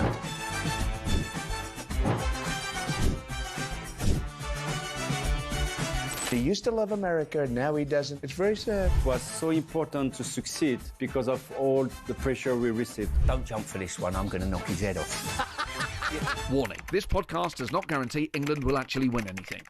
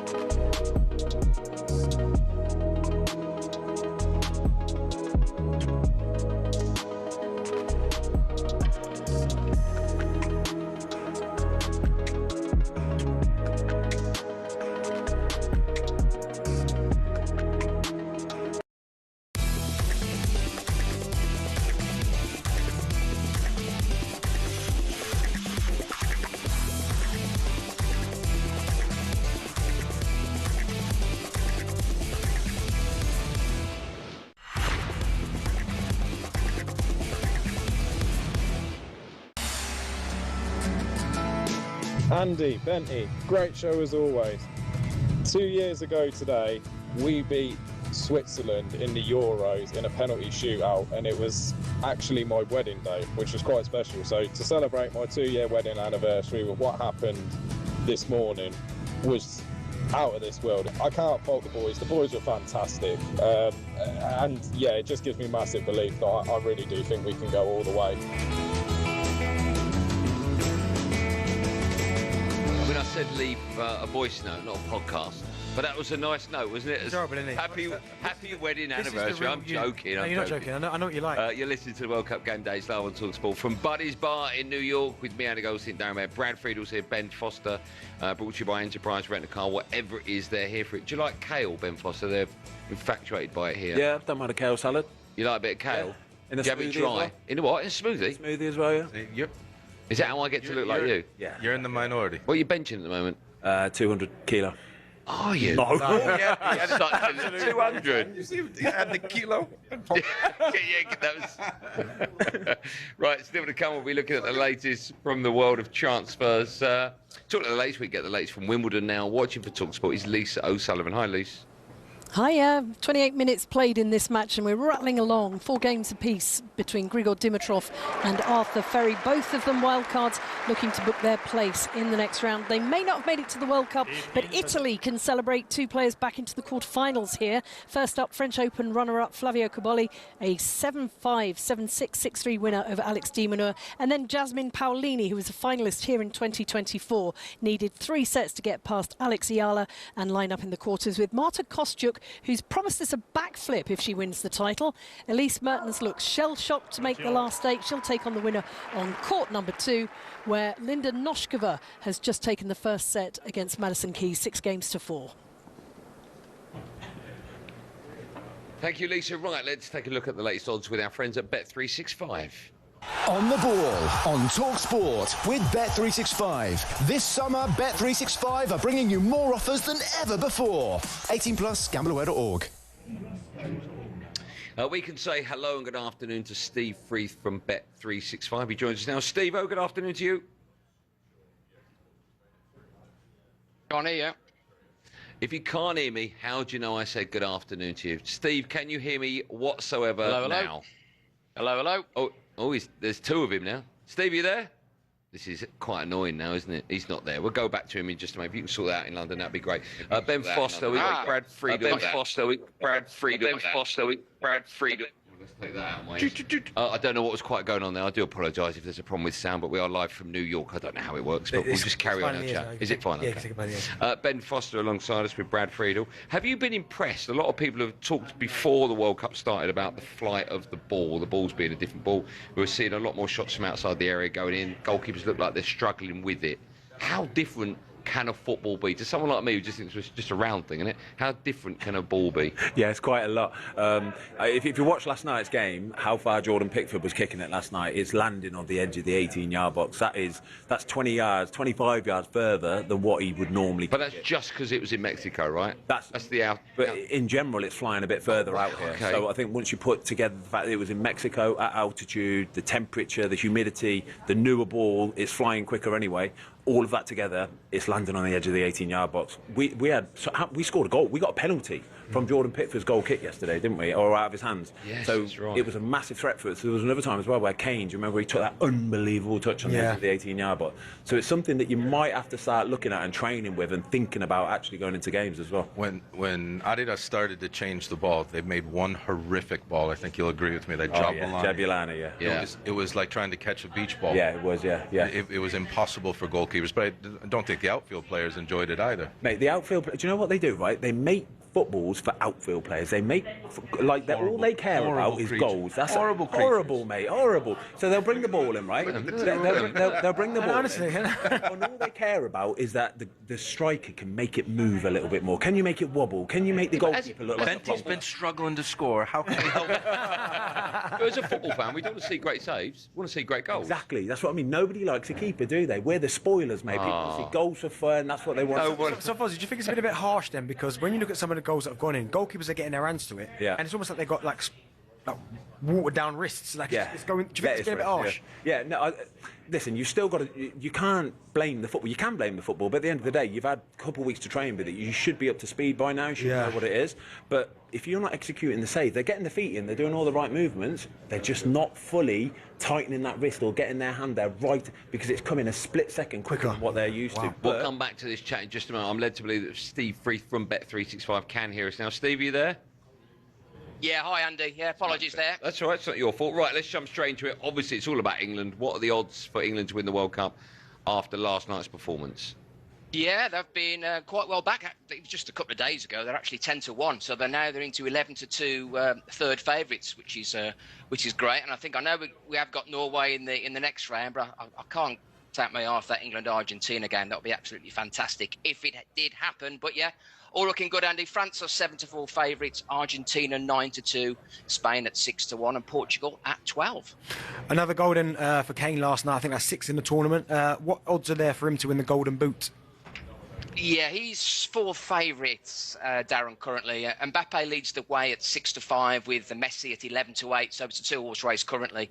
Haaland is 6-1, and Harry Kane is at 8-1. It's 33-1 bar. So yeah, very much so a two-horse race currently. Great performance from Jude Bellingham last night. What are the odds for him to win the Golden Ball? Yes, cut from 28-1 into 10-1 after last night, and it was 66-1 actually to score 2 or more goals, and 22-1 to score a header. That was absolutely fantastic for that. But it's the big dogs who actually dominate it at the top, plus Michael Olise as well. We had a few requests for Dan Burn after that performance last night. Only joking, of course, but great to see Dan Burn, who was absolutely fantastic. Just a header on a stick, wasn't he? Just clearing everything. And that huge game, quarter-final on Saturday, England versus Norway. What price are England to beat Norway in that game? Odds on to winning 90 minutes. To qualify, yes. Odds on to winning 90 minutes also. I'd imagine, I know Jim Proudfoot wouldn't do this, but there'll be commentators will be pre-scripted, weren't they? Hell of a beating, etc. from Oslo in 1981. Jim is far too professional for that, but it's looking very good from England point of view. Haaland v Gahey, Odegaard v Rice. Yeah, one to look forward to on Saturday night. Hopefully we can get some sleep before then. Good luck with that, Steve. Thanks for coming on. Always a pleasure. Those were the latest odds with Bet365. Whatever the moment, it's never ordinary at Bet365. 18+ gambleaware.org. On the ball on talkSPORT with Bet365. Download the Bet365 app and check out more offers than ever before this summer. 18+ gambleaware.org. Ben Foster, we're going to say goodbye to you now. What are you up to this afternoon? What are you doing for the next week or two? We're going home on Tuesday, but we've got a day off for the rest of the day now. Already recorded this morning, so just find a nice bar and watch the Spain-Portugal game, I think. Okay. You recorded with Darren Bent this morning? We did. Let's give your podcast a little plug. When's it out? When can people... we did a live show this morning, actually. We were live, yeah, so it's a Fozcast podcast. Really appreciate it. Benty was incredible this morning. No, but it was nice to work with a great host. Yeah. You were fantastic. High five. Sorry, look at them daggers. You see them daggers? Listen, I'll be on breakfast soon. I'll be long gone. Listen, stay out of this. Always a pleasure. Thank you so much. Man, cheers, lads. Thank Are you you very coming back for the final, the semis? You do anything here?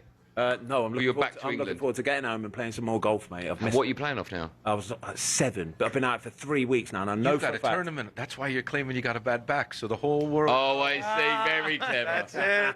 It's good. On behalf of all the golfers, you're a disgrace. Cheers, lad. Have a safe journey back. Thank you so much for coming on as well. Your podcast, one more time, is called? The Foscast Podcast. Go download it. We're going to have a quick break. More from myself, Benty, and Brad Friedel when we come back. We are only an hour into today's show. Loads more coming up. Again, if you want to send a voice note, we'd love to play it out. 03717 223344. More from the three of us right after this.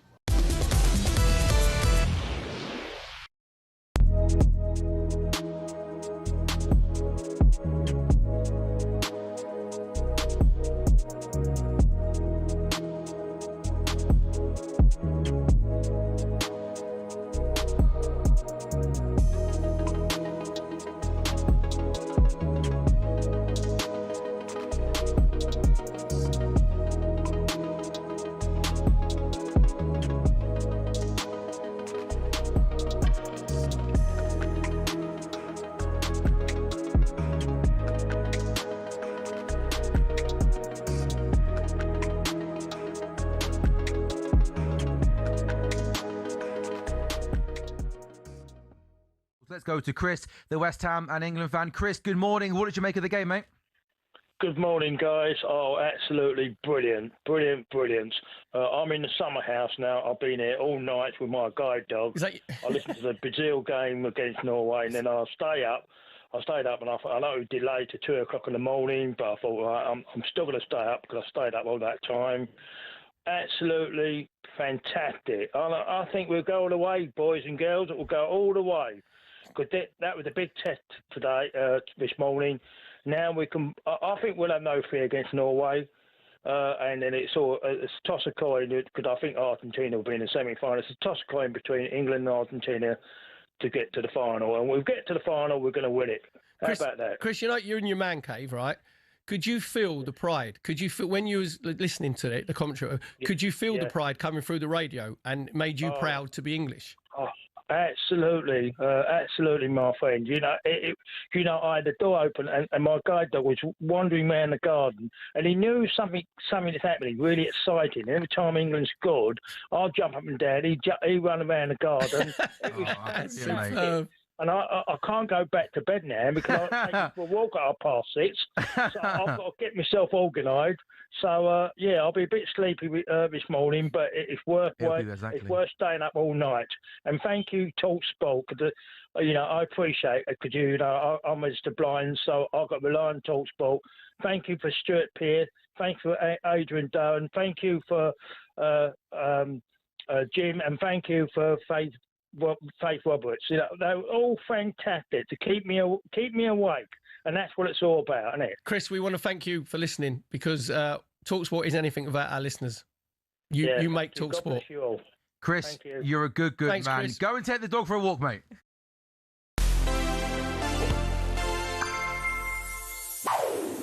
The 1982 World Cup gave us maybe the biggest redemption story in football. But to truly appreciate the rise of Paolo Rossi, we also have to understand his fall. 4 years earlier, in 1978, a 21-year-old Rossi was the next big thing in Italian football. His poacher's instinct in front of goal earned him a reputation, and he was constantly surrounded. Despite that, Rossi scored 3 goals as Italy secured a 4th-place finish. Then, in 1980, Italy was rocked by one of the most famous match-fixing scandals in football history, Toto Nero. It started when a market trader in Rome approached a restaurant owner whose venue was popular with professional footballers. The plan was simple: run an illegal betting operation where the public placed bets, not knowing that the players who ate at the restaurant were getting a cut to deliver certain results. The house and the players would always win. And it was all being run out of a Roman eatery. When a whistleblower went to the police, though, Rossi was suspended from football for 3 years. He consistently denied being involved and eventually had his ban reduced to 2 years. That allowed him to join Juventus for the final 3 games of the 82 season and win Serie A. And in those 3 games, Italy manager Enzo Bezzo saw a spark. Rossi was included in the World Cup squad and then the starting 11. In the groups, he did nothing. No goals, no assists, and the Italian public was begging for him to be dropped. Bear in mind, he'd played the likes of Peru and Cameroon and OK, Argentina. By the way, spot the very young Diego Maradona. Then, out of nowhere, he got a hat-trick against Brazil, another 2 in the semi-finals, and the opener in the final. Not only did he lift the trophy, he won the Golden Boot and the Golden Ball. It was maybe the biggest one-tournament turnaround the World Cup has ever seen. The whole story is so gloriously Italian, and considering he never played in a World Cup ever again, maybe it's one of football's greatest fairy tales.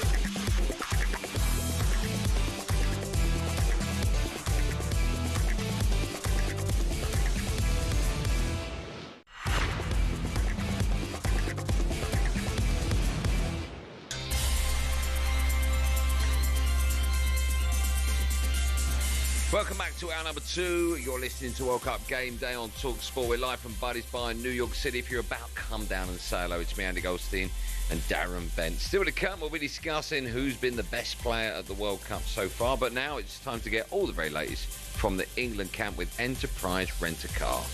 On England's Corner on talkSPORT. Brought to you by Enterprise Rent-A-Car. Whatever it is, we're here for it. I can't get no sleep. Saka inside the penalty area, stands up a ball and a diving header is in, and England silence Azteca with Jude Bellingham. It's Bellingham again, and he slipped into his right-hand side, and he scored again. It's 2 in a minute. Harry, your country needs you here. You've got to put this away. Right foot, and he has. One of the most talked about England World Cup games in their history. Goosebumps. Yes, we are dissecting one of the most incredible nights in English football history. That's the 3-line smash Mexico at the famous Azteca Stadium. And to continue looking back at that wonderful night of football, we'd like to be joined by our mate, former West Ham midfielder, Nigel Reo-Coker. Nigel, good to see you. Good to see you, lads. Pleasure to be here again. Enjoyed last time. When you keep bringing us presents, you can come back as many times as you want. It's very kind. You look wonderful as well. You keeping all right? You good? Everything good? Yeah, everything's great. Everything's great. Enjoying the World Cup. Simple life, cigars, cognac and family. And you look CBS. good. And CBS as You well. look great on there. I'll let you talk on there. So they let you wear the hat on there because you look good. It's They actually did. I've done a few shows with the hat on as well. Oh, that's nice. Yeah, very relaxed. You look wonderful. You look wonderful. Talking of looking wonderful, how good were England last night? Unbelievable. Great performance. You know, we talked about it before because I was fortunate to play in the Azteca as well, so I know what it's like at that altitude and then the smog and the smoke, knowing it will be something that English players had never, ever experienced. You know, played in the biggest tournaments, big clubs, all over Europe, but that is something that's definitely unique. Performance was phenomenal. Nigel, when I was watching that last night, right, and obviously we're building up to that game and everyone's talking about the problems with the lack of air, etc., how thin it is up there. I didn't really see that. I didn't witness any player puffing or huffing. I didn't really see a slower England performance. Why was that? I wouldn't say it was slow. It was very smart in when to press and when not to press. Like, you couldn't go for 90 minutes play rock and roll football. They were smart in how they pressed and they picked and chose the moments. But there's times when if you look at the players, when the camera went on them, you could see by their facial expressions how they were breathing, that they were just trying to regulate their breathing patterns and stuff, because it does play a part. And if you look at Mexico, Mexico played like a style. Yes, I would describe it as like a bit of a street football.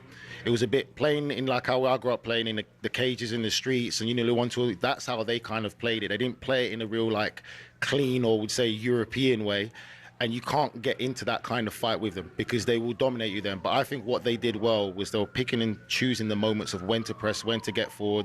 Had to be compact and organised, because if you go for 90 minutes thinking you're going to play high intensity Premier League football, you won't last that. Talk to me about the performance of Jude Bellingham. Obviously, a lot was made before the tournament about would he even go, should he start, should Roger start. Certainly in this tournament, you'd have to say he's been one of, if not England's best player. He has been the best player. You know, obviously, big fan of Harry Kane as well and what he does. And I've said that he's the best striker in world football. Harry Kane, there's no denying that. Best finisher in world football. You know, probably England's... Above Mbappe? I think for me, Harry Kane is the better striker. It's different. It's different attributes, but Harry Kane is a natural striker. Mbappe can still go out wide as well as playing down the middle. But Harry Kane is, when you say middle, he's the best. There's no one else down the middle that's better than him. So I think for me that amazing, but Jude for me has been the catalyst. I'm a big Jude Bellingham fan. I think what I would say that's great to see is how he's grown and matured in the sense of everything that he's been through. Because at one point I was thinking that Morgan Rogers would be the sure starter in that number 10 role. I didn't see how Jude. How long ago were you thinking that? Because I was stunned that conversation even took place. That's exactly. But even leading up to it, you can see by how Thomas Tuchel was talking and the games building up to the World Cup. I thought Morgan Rogers would be the one that starts in this World Cup, and then Jude above Bellingham. Did you really? But then that goes credit to him because he's bought into it. And you look at the performances, and then I've had this conversation with some of my friends, and I said for me, the biggest key player for England is Jude Bellingham. I know Harry Kane scoring the goals, and some of my American friends have said, "Oh, you guys would be going home if it wasn't for Harry Kane." I said, "No problem. He's doing his job, scoring the goal." But when you've been in that team environment, you know what it's like. It's not always the goal scorer that's going to be the one that's the most important. Jude Bellingham is how I look at this England side. He's the catalyst for this England side. And just watching how he carries himself, everything about him, the edge, everything that I love about a player, you'd want to play in a team with him. And it's if he doesn't have that edge or that spark, I think the team goes a little bit flat to a lower level. Do you know what? When I watch him play, and before people get kind of carried away, right, there are similarities in the way that he plays, in terms of the way he takes the ball, protects the ball, his touch. Zidane. Now, I'm not saying that he is better than Zidane. I'm not that stupid, but the way that he plays in terms of the kind of the graciousness that he plays with, the way he turns with the ball, he protects the ball, there are similarities between the two. Well, you know your football. I think that's a great vision that you see of him, because I agree to that. Because you got to look at his size, and people don't understand. You got to look at his size and look at Zidane's size. Zidane on the ball is a ballerina. Maybe not the same level that Jude is. Zidane's obviously the better quality and level, better technically gifted, but there are very similarities, especially in that midfield role and how he picks up the ball and how he drives the ball. And I think for me, his personality and everything about him is just so infectious. So you know when he plays in that team, the team goes to another level. You talk about key areas amongst football teams, and you look at England with him, of course, Bellingham, you've got Anderson and Rice, a combined fee of over about £350 million. But you mentioned that earlier on. How great are those three in world football when you look at other nations in the World Cup?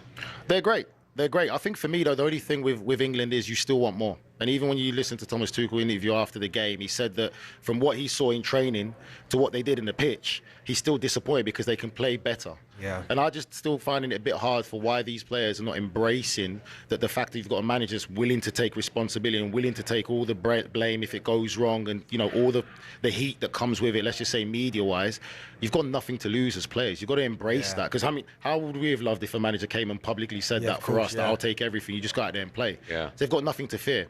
So the sad thing is there still seems to be a little bit of a fear factor with England players performing out there compared to other nations. And the one I would say to watch the most is probably the best one at the moment is France. Yeah. The French boys are playing with no fear whatsoever. But with real confidence and swag. Do you think that comes from because they've won a World Cup already and they've got to a final, so they kind of know what it takes to get there? Do you think that's why, because England 66 is a long time, that maybe these players are a little bit reluctant a little bit? I think that plays a part, but I also would say that Didier Deschamps and how he's handled that French team is absolutely the biggest factor of it. Because you look at the big personalities in that dressing room, they look united. I would have said for me the most united team that I've seen, from just how the body language, we always say that body language don't lie, Argentina is the most united team. But the French are growing and showing us that they're really united, even with the big personalities and characters that they have. They are very focused at task in hand. And I think with England, I think we need to still find that a bit. I think it was a great performance yesterday, but then the unity that they got together has to come out in the display and the performances. Let me ask you about someone else that's incredibly key to England. In fact, we can hear from him now. Despite losing his voice, the England captain Harry Kane spoke to talkSPORT after the game, explained just how big of a win that was. The last two knockout performances, you know, you find a way to win, and today scoring 3 goals away from home in a really tough place we can take credit for, and playing 50 minutes with 10 men and finding different ways to get through it. That's only going to give us more momentum, more belief, more togetherness. Nights like this will only help that. So I just want to celebrate it. I don't want to think about the next one yet. I want to celebrate this for the next couple of days, and then obviously full focus will be on Norway. Another great performance from Harry Kane. You talked about him earlier on, saying he's, in your opinion, the best number 9 in world football. If England win the World Cup, does he win the Ballon d'Or? He'll be in the conversation, but let's not act like politics doesn't play a bit of the Ballon d'Or now. It's become more of a... What are you suggesting, Nigel? I'm just saying, it's become more of a popularity contest than actually being the best player in the world. And I think what's going to have an effect is who won the Champions League. So I think right about now, somehow, somewhere, you'll probably say it will be maybe a Champions League, say France get to the final. But I think for me, I'll stay by it again. And I've had even a conversation where you say, Harry Kane, Erling Haaland, who would you pick? I said, I'll put my money and my life on the mortgage for one chance to be a goal, more so on Harry Kane than Erling Haaland. I think Harry Kane... Why did you say that? What does Erling Haaland lack? I think that Erling Haaland, as good as he is, as much as a hybrid he is, Harry Kane is a more natural all-round player. Oh, a natural finisher. A finisher. Benny, Harry Kane is more of a natural finisher for me than Erling Haaland. That's no disrespect to Erling Haaland. Of course. You talk about a 10 and a 9.9 in terms of the finishing, but they're both not 10s. But do you know what? They probably both are 10s. But if you're saying to me they're both going through and they've got the chance to finish it, I would back Harry Kane more so than Haaland. But again, as Nigel said, he says Kane is the best centre forward. For me, it's always going to be Mbappe. I know he can play left, he can play down the middle. Yeah. But the reason why I always opt for Mbappe over the others is that, again, I've said to you how many times, when the lights are the brightest, like we're seeing again in this World Cup, we saw it in the last World Cup, we saw it in the World Cup before that one, when it gets to World Cup finals or World Cup football, there's no centre forward on the planet that's better than him when it comes to World Cup football. I would agree to that, and I said this the other day. I think for me, one thing you got to give credit to Mbappe is, as much as he gets criticised domestically for his club form, when he puts on that French national team shirt, he transforms to Superman. He turns up. He actually gets better wearing the national team shirt than what he does for Real Madrid or all the other clubs that he's been at. So he really embraces these big moments, and he's been phenomenal. And it also helps when you've got Dembele one side and you've got Elise the other side. Exactly. So then you look at the bench, you go, Jerky, you can come. Nice problem to have. That was a look at all the latest in the England camp with Enterprise Rent a Car. They're here for it. On England's Corner on talkSPORT, brought to you by Enterprise Rent a Car. Here for it. Book now at enterprise.co.uk. I want to talk to you about how far England can go in this competition. You're staying with us for a bit? Yeah. We'll have that conversation right after this. You're listening to Drive Time, World Cup Game Day. We're live in New York. We're at Buddy's Bar. If you're in and around the area, come down, come say hello. More than the three of us right after this.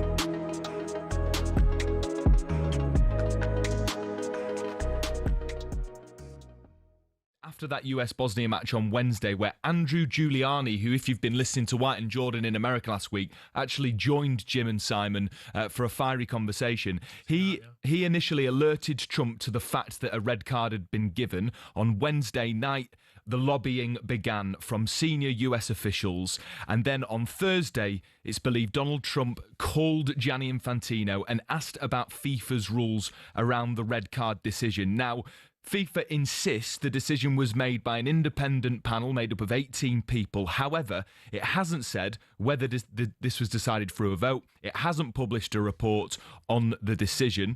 The US Soccer as well say they've been engaged with the process, but argued slow motion replays distorted all of it.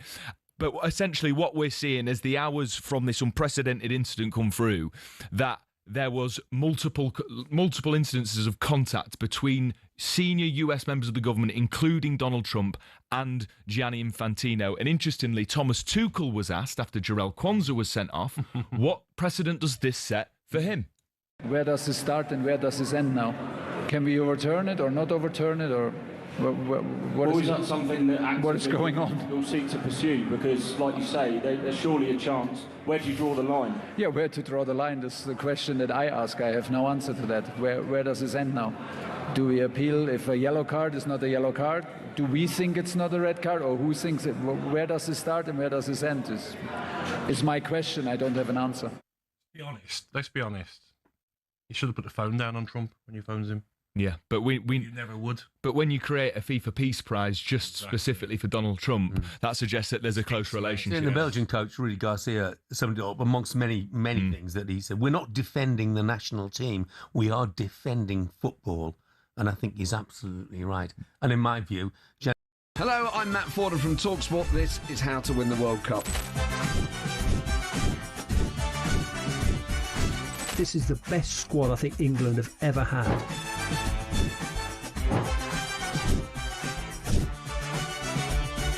He used to love America, now he doesn't. It's very sad. It was so important to succeed because of all the pressure we received. Don't jump for this one, I'm going to knock his head off. Warning, this podcast does not guarantee England will actually win anything.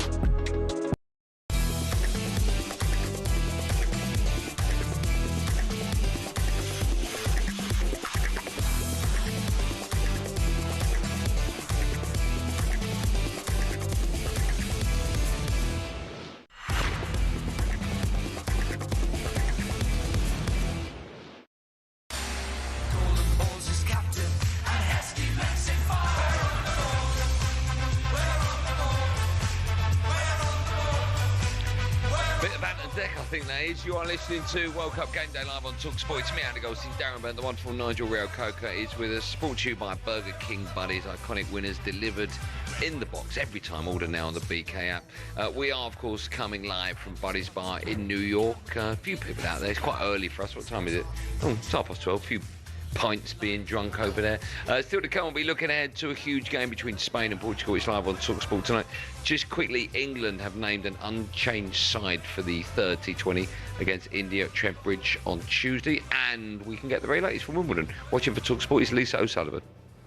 Andy, temperatures have peaked at 32 Celsius. It is always a little bit warmer on centre court, where Arthur Ferry, the British wildcard, has taken the first set, 7-5 against Grigor Dimitrov. On serve in the second, 1-2. Over on court number one, Madison Keys is in trouble. Linda Noskova of the Czech Republic leading the way, 6-4, 4 games all. They're playing for a place in the quarterfinals. 2 games up. Thank you, Lisa. Do you like tennis, Nigel? You play a bit of tennis? Been at Wimbledon? I like tennis, yeah. Haven't been to Wimbledon. All right. But yeah, I do like it. You any good? You back yourself? You were taking on Benny, would you? No, I won't back myself. Do you play paddle? I don't play paddle. He's obsessed with playing today, aren't you? I've heard, and Simon Jordan as well told me he's a big paddle guy as well. He is, he's got a bad back, Simon. He can't move.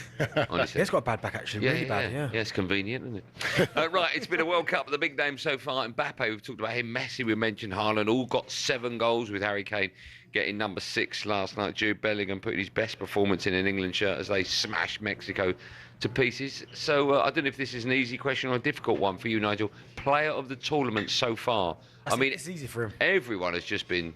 All the big players have turned up, right? Everyone's been amazing. I still feel, for me, player of the tournament is Mbappe still. I think Mbappe has been the player of the tournament, very closely followed by Olise. Do you think it's frustrating for Mbappe fans, for Real Madrid fans, when you watch him in the World Cup? He's just on a different level. Has he?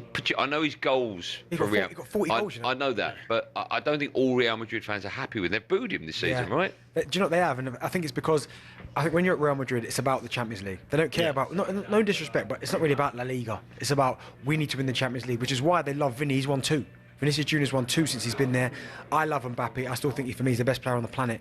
And yeah, I mean, listen, Nigel's gone with Mbappe is the best player so far.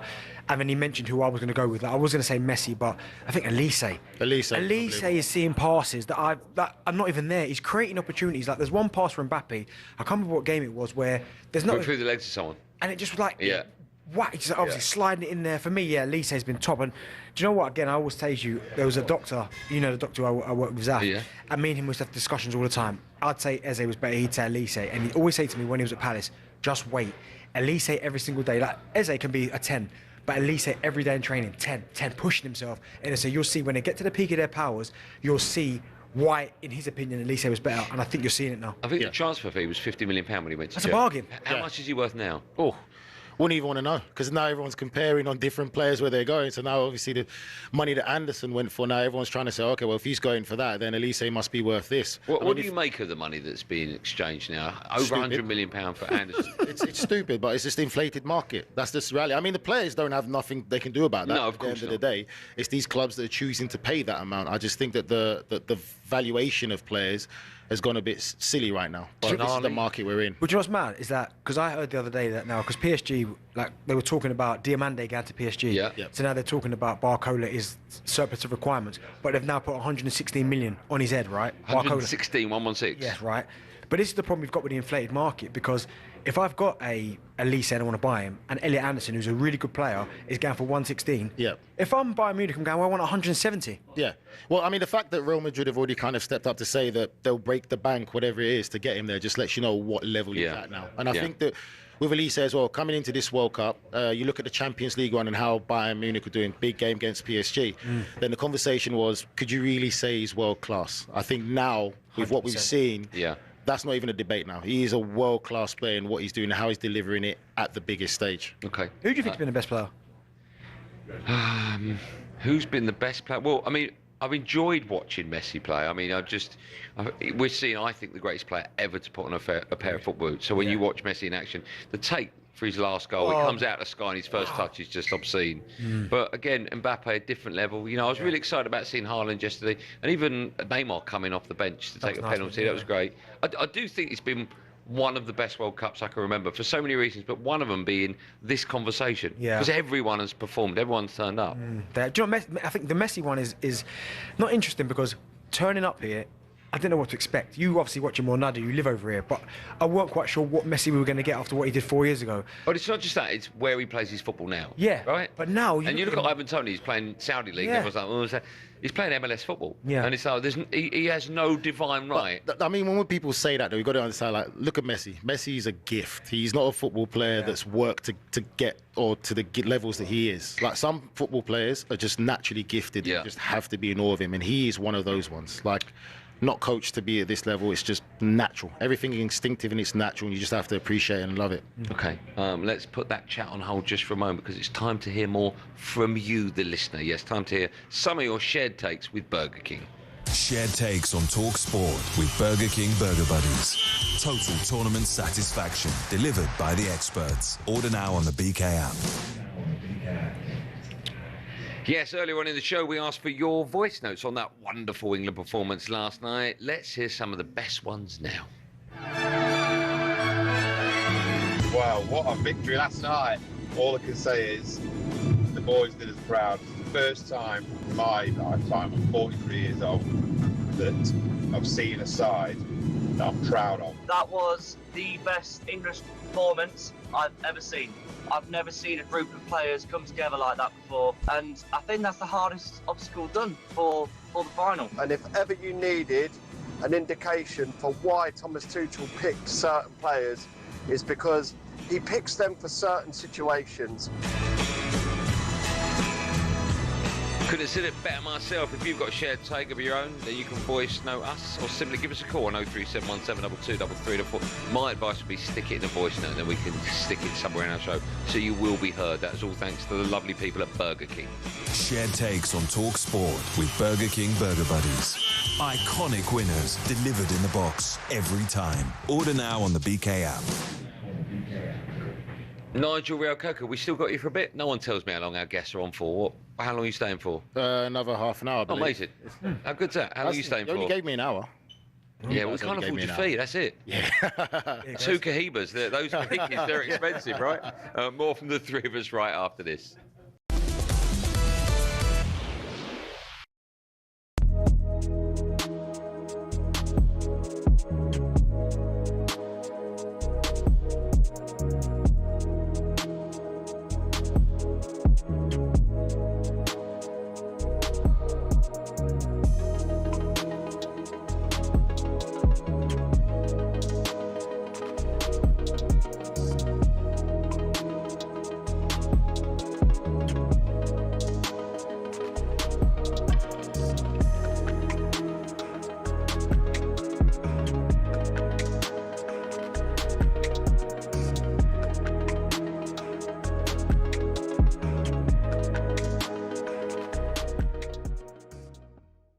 Andros, there was a lot of standout performances, wasn't there? You know, look at Gordon, I thought was fantastic. I thought Saka done well for the first goal. Pickford, outstanding saves as well. But Jude Bellingham, I mean, 4 goals, 1 assist, 3 man of the matches so far in this World Cup. How good is he, mate? I think so far this tournament we've seen an energetic Jude Bellingham. He hasn't been at his majestic best with the ball, but this morning, last night, he was amazing. The way he was jinking past defenders with his trickery, wiggling out of 2 or 3 players. It really was one of the best players in Europe. It really was a really top performance. But for me, the man of the match was Anthony Gordon. I know he's had his criticism, but that energy and intensity he brought in and out of possession, I don't think England really needed it because we didn't have it with the altitude. Not many players had that energy. So to see Anthony Gordon closing down people, especially for the second goal, when he got England up the pitch, his 1v1s, he was dominating them. His delivery was good. It was really pleasing to see. Yeah, look, he was absolutely brilliant. I mean, you mentioned it there, Andros, you know, with the altitude and the huge effort that went in, particularly with 10 men. Are you concerned at all about how much is left in the tank for Norway? To be honest, I think we need to just enjoy this. Let us enjoy this for 24 hours. Let the boys rest and recover, and then we can start thinking about Norway. But they also had a tough game against Brazil a few hours before, so it's not like they had 24 hours or 48 hours longer to rest like Mexico did coming into this game. So I think both teams will be feeling it. It's been a long old tournament, an extra game added as well. So yeah, let the boys recover, and then we can start thinking about Norway in the next 24 hours or so.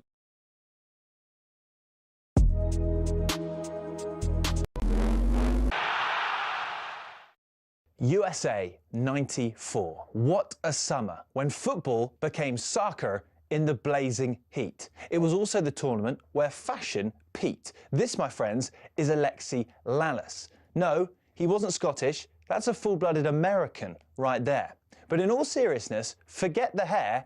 Look at the jersey. Dreamy 90s clobber. And it was everywhere. That's the legend that's Georgie Hagi of Romania, OVS, Brazilian shot stopper, Taffarel, and a Dutch guy. I mean, this was the period we were getting top quality in the Premier League too, but the national team designers raised the level even higher. The pitch was their catwalk as we got Germany, Bolivia, Sweden absolutely rocking it. The kind of kit we're shelling out for on retro sites to this day. And Spain, another beauty. 10 points if you recognise that guy. Of course, this was America, so the cheerleaders didn't want to be outdone. But in the end, 2 of the less is more designs made it to the final. And when Baggio blazed over, Dunga got the honours. The entire summer was an explosion of colour that would have broken Instagram. Sorry, just trying to get that Larson one off eBay. 70 quid. Bargain.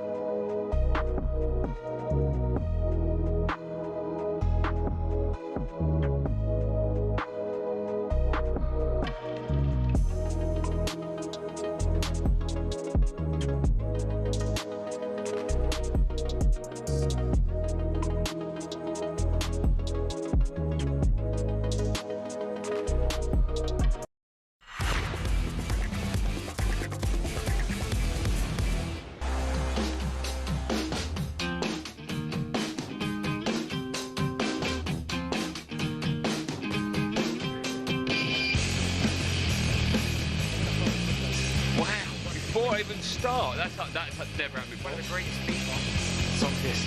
What FIFA would have been, 98? Do it, you can carry on then. You've interrupted me, you do it. You're listening to World Cup Big Game Reed, Day on Big Talk Reed Sport coming with me, Darren Bent, Andy Goldstein, Brad Friedel, and good friend of mine, Nigeria Coco. Live from Brad Bar in New York. Carry on, mate. You've interrupted me. You've got to do the whole lot because there's a lot coming up. Still to come, we'll be looking ahead to a huge game between Portugal and Spain live on TalkSport tonight. But now, this is time to get you an update. Yeah. Arguably the craziest story of the World Cup. Go on, D. Tell me. Do you know what? I don't need to read all that. There, see? No, do you know what? I know what's coming. I'll talk to you guys about it first and foremost. The Balogun situation. No. I have to tell the story, right? That's why you do what you do. You give it out sandwiches on the plane and I fly it. Right. But this is a nuts story. This is incredible. If you don't know where we're up to. So in the USA's last 16 clash with Belgium, this evening, which is, of course, live on talkSPORT, American forward Florian Balogun will be allowed now to play after his red card in the last round was suspended by FIFA. UEFA has strongly criticised the shock decision not to uphold the ban, calling it unprecedented, incomprehensible and unjustifiable. You'd never got those three. Well, none other than the President, Donald Trump, spoke about the matter earlier today. Here's what he had to say. This is nuts. You know, it's one thing to penalize somebody for the game, but how do you penalize them for a game that hasn't been played yet? It's very unfair. You can't do that. So, yes, I asked for a review by FIFA. I spoke to a man who's highly respected, and by the way, whose level of respect has gone up tenfold. All I did was ask for a review. I didn't say, you have to do this. This man is a smart, tough man. Gianni Infantino, he's a smart, tough man, and his stock has gone through the roof because the job he's done has been great. And I feel we have to have all the best players on the field. You can't take the best players. By the way, Andy Burnham, if you're listening to this, Jarrell Kwanzaa, make that phone call. Get it sorted out. Let's start with you, Brad. Great. Can't wait. Brilliant. Thanks for having me back. If he wasn't American and it was another player, would the call have been made or not? Is it just to make the American squad stronger? Maybe for Messi, because he's playing here. Yeah. It was already made for Ronaldo. Yeah. There's so many reasons why this is wrong. Let's just touch on a couple of them. Let's go to the sporting integrity. Belgium had to get ready for this match thinking that Balogun wasn't playing, so all their preparation, and they get told 24 hours before. I think that's wrong. The United States also had to prepare without Balogun in the team, and they got to know 24 hours before. I think that's wrong. I thought when they suspended Ronaldo's red card, that was wrong. I think that, imagine this, imagine the U.S. has to play Argentina, and Argentina plays Colombia, and Messi gets sent off. Can that one be changed? I think England could now call up and say, hey, you know what? We think Kwanzaa got a little bit of the ball. We're not so sure, so let's suspend that one. So where does it end? I wanted two things to happen in this World Cup. I think we spoke before when we were doing the draw. I wanted the U.S. to get out of the first round, and I wanted no involvement from the government in sport. And this is sport, not just football. The government shouldn't be involved in any sport. And for the administration to go out and publicly acknowledge that they influence this, I just don't think it's a winnable situation for anyone. The one thing I would say, the one person who comes out of this with a huge amount of dignity and who has conducted himself admirably is the player, Balogun. After he got the red card, shook the referee's hands, he said, I have to accept the decision. And the last point that I'll make on it is the referee did not cheat. He made a mistake, and VAR made a mistake, but it wasn't cheating. And if the laws are that there's no appeal process, then there's no appeal process. Nigel, I agree with everything that he said. I'm playing devil's advocate here, but if the wrong decision at the time was made, is it the right decision in this scenario to reverse it? In this scenario, I think the decision should have just stood. It should have stayed. You know, I think the only thing that people feel a bit enraged about is because they saw a very similar incident with Messi where he wasn't sent off, and that's what people are bringing it back to. You're talking about the studs down the back of the car right in the opening game. And if you look at how football has been throughout the entire season with the VAR and the referee leading to the World Cup, you've got to say the World Cup threshold has been higher. But for me, I don't think that it was too much of a bad decision. I think, like you said, the referees made a decision. There's human elements to football. We are still trying to make an imperfect game perfect, and it's never going to be, because it's going to be down to individual interpretation of rules and what they see on the pitch. They already set up VAR to try to correct the mistakes.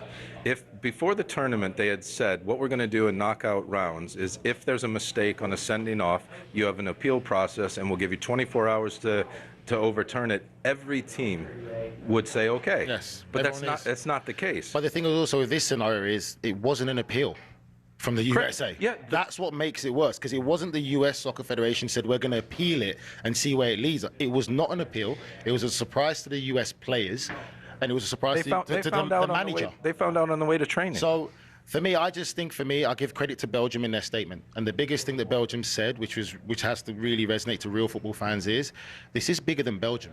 This is for the integrity of football. And again, I'm not really mad at America or, Pochettino and all them lot. I think all the attention needs to be pointed at FIFA. Where did this come from? How did you come to this decision? FIFA needs to bear the responsibility. I was going to ask you about that, actually. Brad, I'll ask you, and then Nigel, you can answer as well. If you were going to divide the blame up, you've got President Trump making the call and FIFA making the call on the back of his call.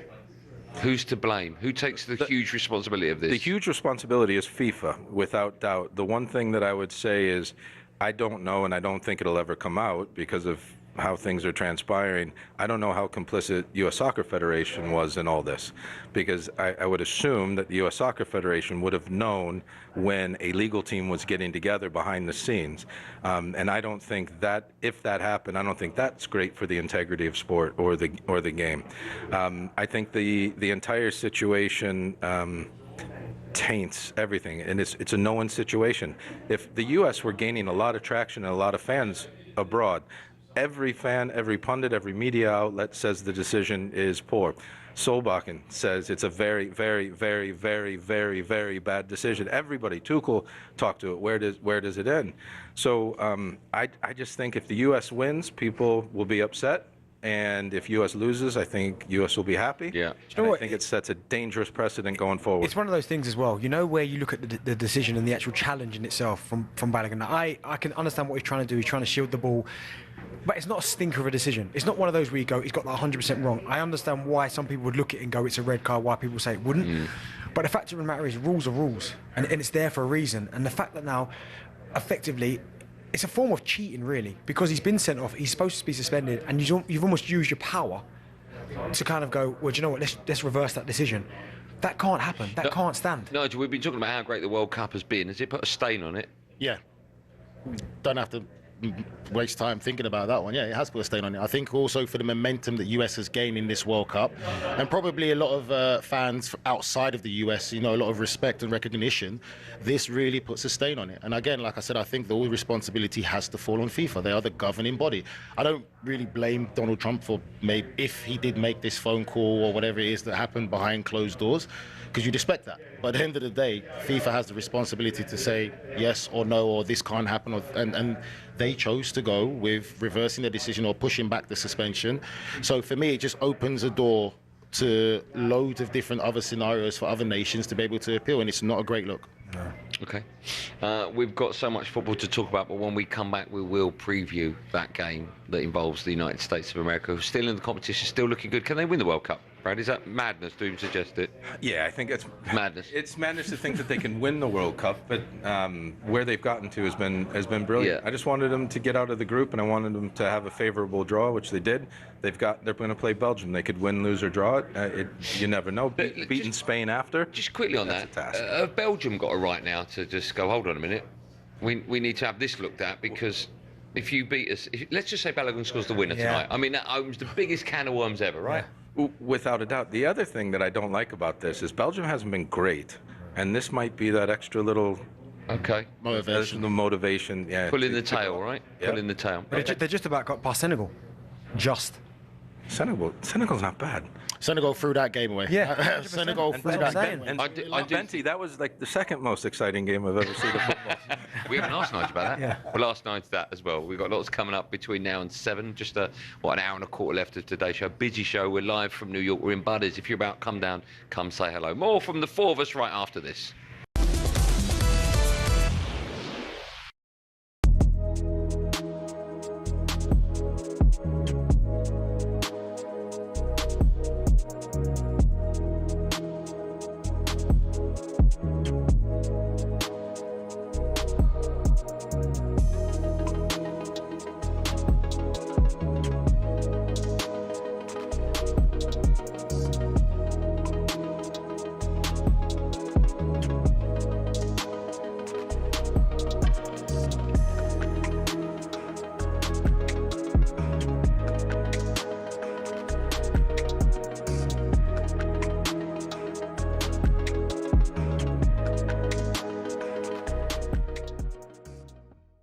Carlo Ancelotti, has he got a future as Brazilian coach?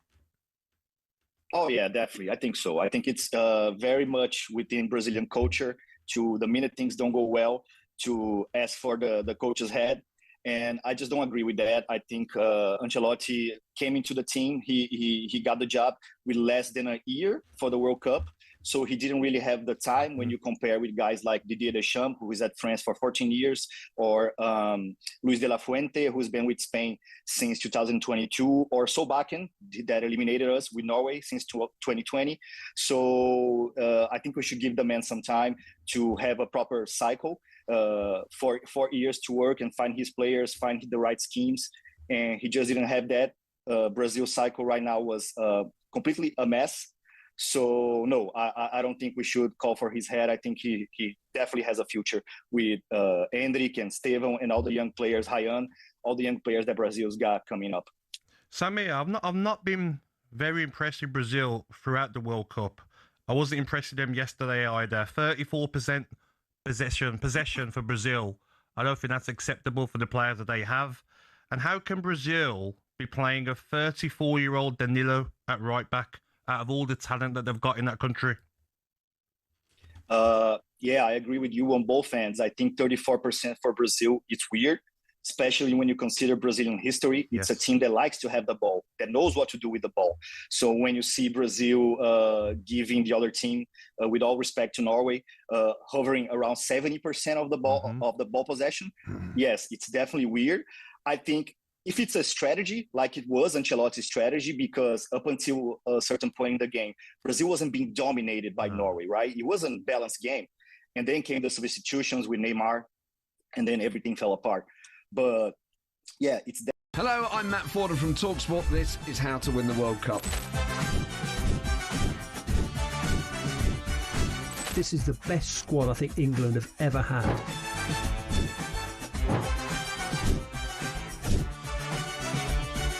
He used to love America, now he doesn't. It's very sad. It was so important to succeed because of all the pressure we received. Don't jump for this one, I'm going to knock his head off. Warning, this podcast does not guarantee England will actually win anything.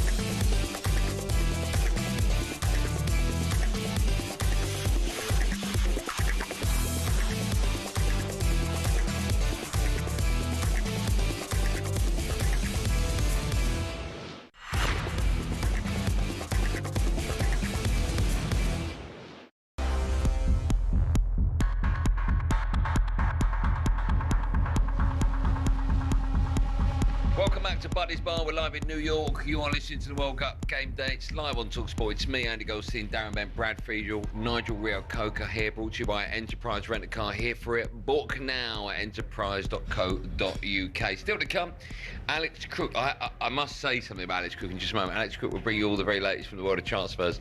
Some big moves happening already. Now, Alex Crook was with us last night. Yeah. All right. Now, he was drinking, as we all were, lots of alcohol, right? England won. It was a great night. I turned on my phone this morning, I'm flicking through Instagram. I saw Alex Crook done a hit for talkSPORT, right? Outside Buddy's Bar. And I'm like, oh, he must have done that before then. I'll listen to it. And then outside, he's like, here I am, outside, after a great night for England. Wow. I don't even know how he spoke. Remember you said that? How he does that is beyond me. He is on every show. Yeah. Every show. Shame he's not got his own. Just quickly, the Royal Belgian Football Association has said it was astonished by FIFA's decision to suspend USA forward Florian Balogun's red card, and added their attempt to appeal would be deemed inadmissible because that would require written permissions for reasons for the decision from FIFA, which they've not received. It's all very murky. So basically, FIFA could just turn around and go, we don't care. Yeah, it's all very murky. Should be ashamed of yourself, Brad. Right, we can get all the very latest from Wimbledon. Watching for talkSPORT is Lisa O'Sullivan. Well, we've completed the draw for the women's quarterfinals because Linda Noskova has just beaten Madison Keys 6-4, 7-6. That's 7-2 in that second set tiebreak. Noskova, a massive fan of WWE. She's going to take on Marta Kostyuk in, Elise Mertens in the last 8, who has promised that she is performing better than she ever has done, the Belgian. Here on centre court, we're watching Grigor Dimitrov take on Arthur Ferry in the Battle of the Wildcards. We're now 1 set apiece. We're right at the beginning of the 3rd set. Thank you, Lisa. What were you going to say, Brad? I interrupted you. You just about to come back at me, and then we had to go. You said I should be ashamed. Yeah, you're American. What's going on? I'm American, so I believe in every decision that happens in America. We can talk about that game in just a moment because, in fact, let's talk about all the games. Let's slide into Game Day with Burger King. Sliding into Game Day on talkSPORT with Burger King Burger Buddies. Total tournament satisfaction delivered by the experts. Order now on the BK app. Yes, following us at 7, we bring you another big old last 16 tie as Cristiano Ronaldo's Portugal take on European champion Spain. Now, Ronaldo's been getting a lot of stick this summer. He did score from the spot. He scored against Uzbekistan. Some people love him, some people hate him. Where do you stand on this one, Brad? Oh, I respect him. I mean, he's been one of the best. I think right now, I think we spoke a little bit about it yesterday. If you take 2 of the legends that are playing right now, and Lionel Messi in Argentina, if you take Ronaldo with Portugal, all the players from Argentina know exactly how to play and carry the defensive effort and the defensive load when Messi is walking and wandering in his positions because they know he's going to win in the match. Right now, it seems to me that the Portuguese players aren't bought in to allowing Ronaldo not to do the defensive side of the game, and especially if you take somebody like a Vitinha, who I think is probably one of the top midfielders in the tournament in global football.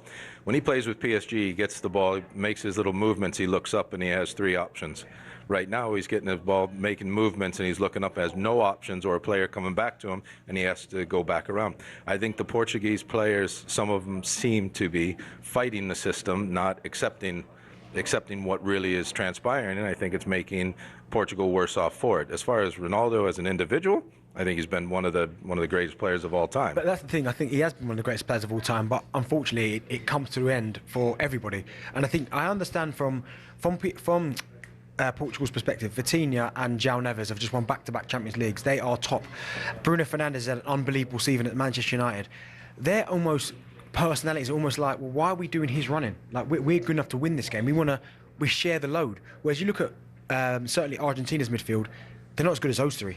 Do you know what I mean? So no, but they're taking the load on. That's what I'm saying. Yeah, that's my point. Whereas the personality from the Portugal midfield players after back-to-back Champions League are thinking, well, why are we doing his running for? Like we're good players in our own right. Nigel, let me get your views on Spain. I can only personally see one winners in this, and it's not Portugal. It's the Spanish side, that the only team left in the competition yet to concede a goal as well. How impressed have you been by them? I've been impressed with Spain. I think for me with Spain, though, again, it's the reliance on Lamine Yamal. They're a different team when he plays. When he doesn't play, they go back to the old school Spanish way of a lot of possession, no bite, no grit in the final third, no real teeth. I've got to give credit to Oyarzabal. I think he's been great for them so far, but he's still not like your traditional number 9. Yeah. But he's done well in the goals that he scored. You know, unless you follow La Liga, you wouldn't know how much of a good striker. He knows where to be in the box. Real good finisher. But Lamine Yamal is as important to Spain as Messi is to Argentina. That's the difference. Before we move on, give me a prediction for that game. How do you see it going tonight live on talkSPORT? I mean, it's going to be tight. I would favour Spain in a 2-1 win. Brad? Actually, I was going to say the exact same thing. Okay. 2-1. 3-1 Spain. Okay, so we all see the same winner. Right, let's move on. 1 a.m. It's USA against Belgium live on talkSPORT. I'll start with you, Brad, because Belgium have been anything but impressive. Massive opportunity for America to progress in the competition. Do you see them as favourites? No, I think this is 50-50. This is the first team we've actually played in the competition. Turkey, it was a very good team as well. However, they didn't perform, and by the time the U.S. played them, U.S. was first and they were out. But this is the first real test. I hope Belgium plays Trossard because he's more of a passer of the ball and quicker in smaller places as opposed to putting Doku and Luka Bacchio on the sides. I think that poses more of a problem for us because we have a lot of pace on the outsides on both sides, and anybody that plays against us and can take that pace away, we struggle. We're not a team that is going to possess the ball for long periods of the game. We're a team that needs to high press and counter on transitions.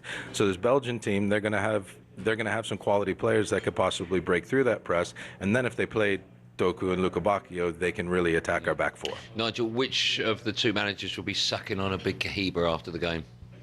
Oh, I'm with Brad. I think this could go either way. It's the biggest test that USA have had. Really difficult to call. I'll probably have to say you'd have to favour USA just because of the home field advantage, as you'd say. Yeah. Playing at Seattle as well, and that atmosphere is going to be electric. That atmosphere is very. Why'd you say that? Explain why. There's a different fan base. There's a real appetite for football in that region, Okay, that's and they interesting. get behind their team. It'll be similar to the Azteca last night. Oh wow! With how loud it is. That much of an advantage. Seattle. Yeah. I think it's the best. I didn't know that. I think it's the best atmosphere in the United States for football. Okay, so I'm going to have to push you. Which way do you think that's going to go? I think I'll favour USA just because of that 12th man. Okay, Brad.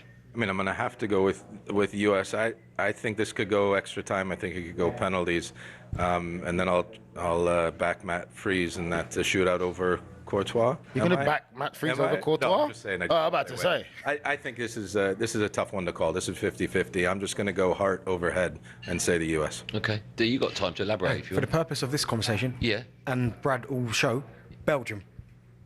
Why? Why are you being nasty to one of my guests? What's wrong with that? I'm going to go Belgium. Hang on a second. You said I should be ashamed of myself for a decision. I'll take that back. I'll take that back. You should be ashamed of yourself. And now you're shouting Belgium. Yeah, why would you do that? Who do you think? I don't care. I'm just here to. At one time, we were teammates. Yeah, exactly. Why are you going against Mr. Friedo? He's lovely, I think man. Belgium. But I'll tell you what, though. You sound like Alexi Lalas there, just going against to go against. I don't like that. Oh, look at me. Doesn't want that out there. Don't turn into Zlatan for us on the show. Benny, Belgium have a strikers problem. They have a strikers problem big time. With Lukaku, we haven't seen Lukaku at his best. That's a worry. CDK has been playing in that role, but he's not a natural number 9. Plays a different role for Atalanta, as they will say in Italy. That's a worry. I think for me, also Onana. I have to do it because I work with Italians. They get on me for that. Onana has to come into midfield. Played, but didn't play well in the first game. But they're going to need his legs and athleticism to go against this US midfield. I'll be honest. I can only see America winning this. 3-1. So you're saying America. Yeah. But you're just saying Belgium because of Brad Friedel. Correct. How nasty is that? That was a look at some of the day's key talking points, all thanks to Burger King. Sliding into game day on talkSPORT with Burger King Burger Buddies. Iconic winners delivered in the box every time. Order now on the BK app. Nigel, we have to. You can pick your mic up. Yeah, we have to say goodbye to you. I'll be honest. I thought you got rid of me already. That's why. No, if I was going to get rid of one of you today, it would be nasty Darren Bent. I can only apologise. Oh, you blamed Brad for all the American problems. Yeah, that's just generic. He didn't blame. He said I should be ashamed. Should be ashamed. That's probably worse. That. I can't. It is. Sorry, I can't blame Brad for everything that's gone wrong. I agree with you. It's like I woke up this morning, looked in the mirror, and said, oh, "I'm so ashamed of myself for something I didn't do, I've changed my mind. or didn't think, or You didn't should be agree ashamed of with." yourself for talking to a guest like that. Nigel, thank you so much for coming on. A real pleasure. Where can people see you back on the telly? What are you up to throughout the World Cup? Finished off the World Cup, CBS still. Looking just to finish off this World Cup and have a little bit of a break. Okay, well, you deserve it. You're working hard, and thank you for our presence. Very kind of you. We can't wait to see what Brad Friedel's got us. That's coming up in the next step. You're going to be waiting a long time. No. Oh, where's he going? He's going into his pocket? Empty pockets. Well, we'll find out what's in the other pocket when we come back. More from the three of us right after this. Last hour drive coming up in seconds.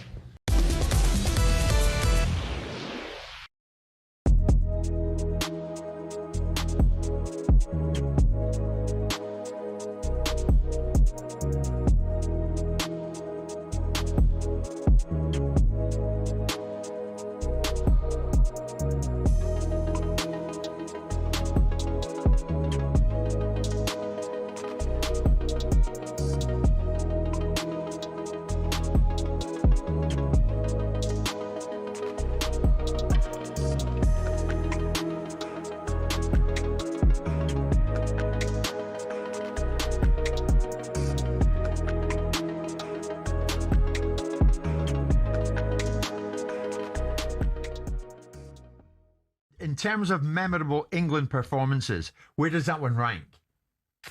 Well, listen, because it's a World Cup and because there's so much expectation and because people know that they brought in Thomas Tuchel to win the World Cup, because Gareth Southgate created a legacy of teams that have been in tournaments that have gone deep now, and the English disease of not qualifying for tournaments, or when we get there not being very good in them, has sort of been slain, albeit we know that we weren't good in the Euros, but we still got to a bloody final. So the idea that the feeling about English football internationally now is on a different scale. So I think it ranks up there. I mean, you've got to factor in the opposition.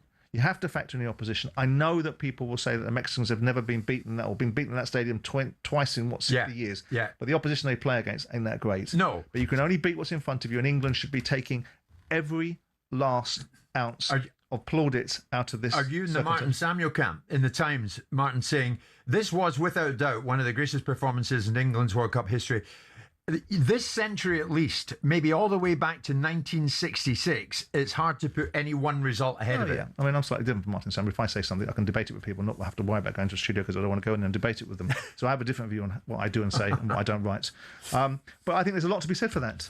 Yeah, I mean, look, we are very jingoistic at times. We're very prone to getting ourselves into situations where we say things that, that subsequently we wish we hadn't said. But you look at it and you think of the performances in recent times, and I've been in the position of saying, who have we beaten that we shouldn't beat? Now, I think we should have beat the Mexicans. So I'm not trying to be a miserable sod. I think we should beat them. The only thing that would have beaten us was the occasion and the expectation and the altitude. The altitude didn't play any factor, did it? No. We managed our way through that easily. The players managed, with due respect, the players managed. In 1994, FIFA looked at the United States and said, yes, this is the perfect place for a World Cup. To the average US sports fan, a 0-0 draw sounded less like a sporting event and more like a coding error. The greatest show on earth coming to town would soon change that. Because it was America, they didn't just host the World Cup, they supersized it. The opening ceremony was like a Super Bowl halftime show and saw Diana Ross miss a penalty from 6 yards out, wide of a goal designed to collapse as the ball hit the net. Despite the miss, the goal collapsed anyway. Classic Hollywood. When the matches started, something weird happened. Americans actually showed up. Sure, half the crowd were probably wondering when the quarterbacks were coming on, but the energy was infectious. The cultural mashup was glorious. International fans arrived expecting traditional football fare and found stadiums pumping out star-spangled scoff snacks. For the US, nothing said the beautiful game quite like a processed platter. And the heat. Games were played in blistering midday sun to please European TV audiences. Players were practically melting on the pitch, while fans in the stands were getting sunburns shaped like replica jerseys. Can you imagine the tan lines if England were there? Nightmare. On the pitch, we got pure theatre. Babetto's baby rocking celebration, Maradona's last international hurrah, and ultimately a final that ended in the most American way possible, a dramatic shootout, with Baggio launching his penalty straight into the California stratosphere. To this day, 1994 remains the most attended World Cup in history. The total for the 52 games, 3.5 million. That's an average of 68,000 per game. America didn't just survive the invasion of a foreign sport, it birthed Major League Soccer because of it. Beckham, Messi, they don't go if it wasn't for USA 94. Turns out all it took to hook the States on the world's game was a little bit of 90s magic and a whole lot of nacho cheese.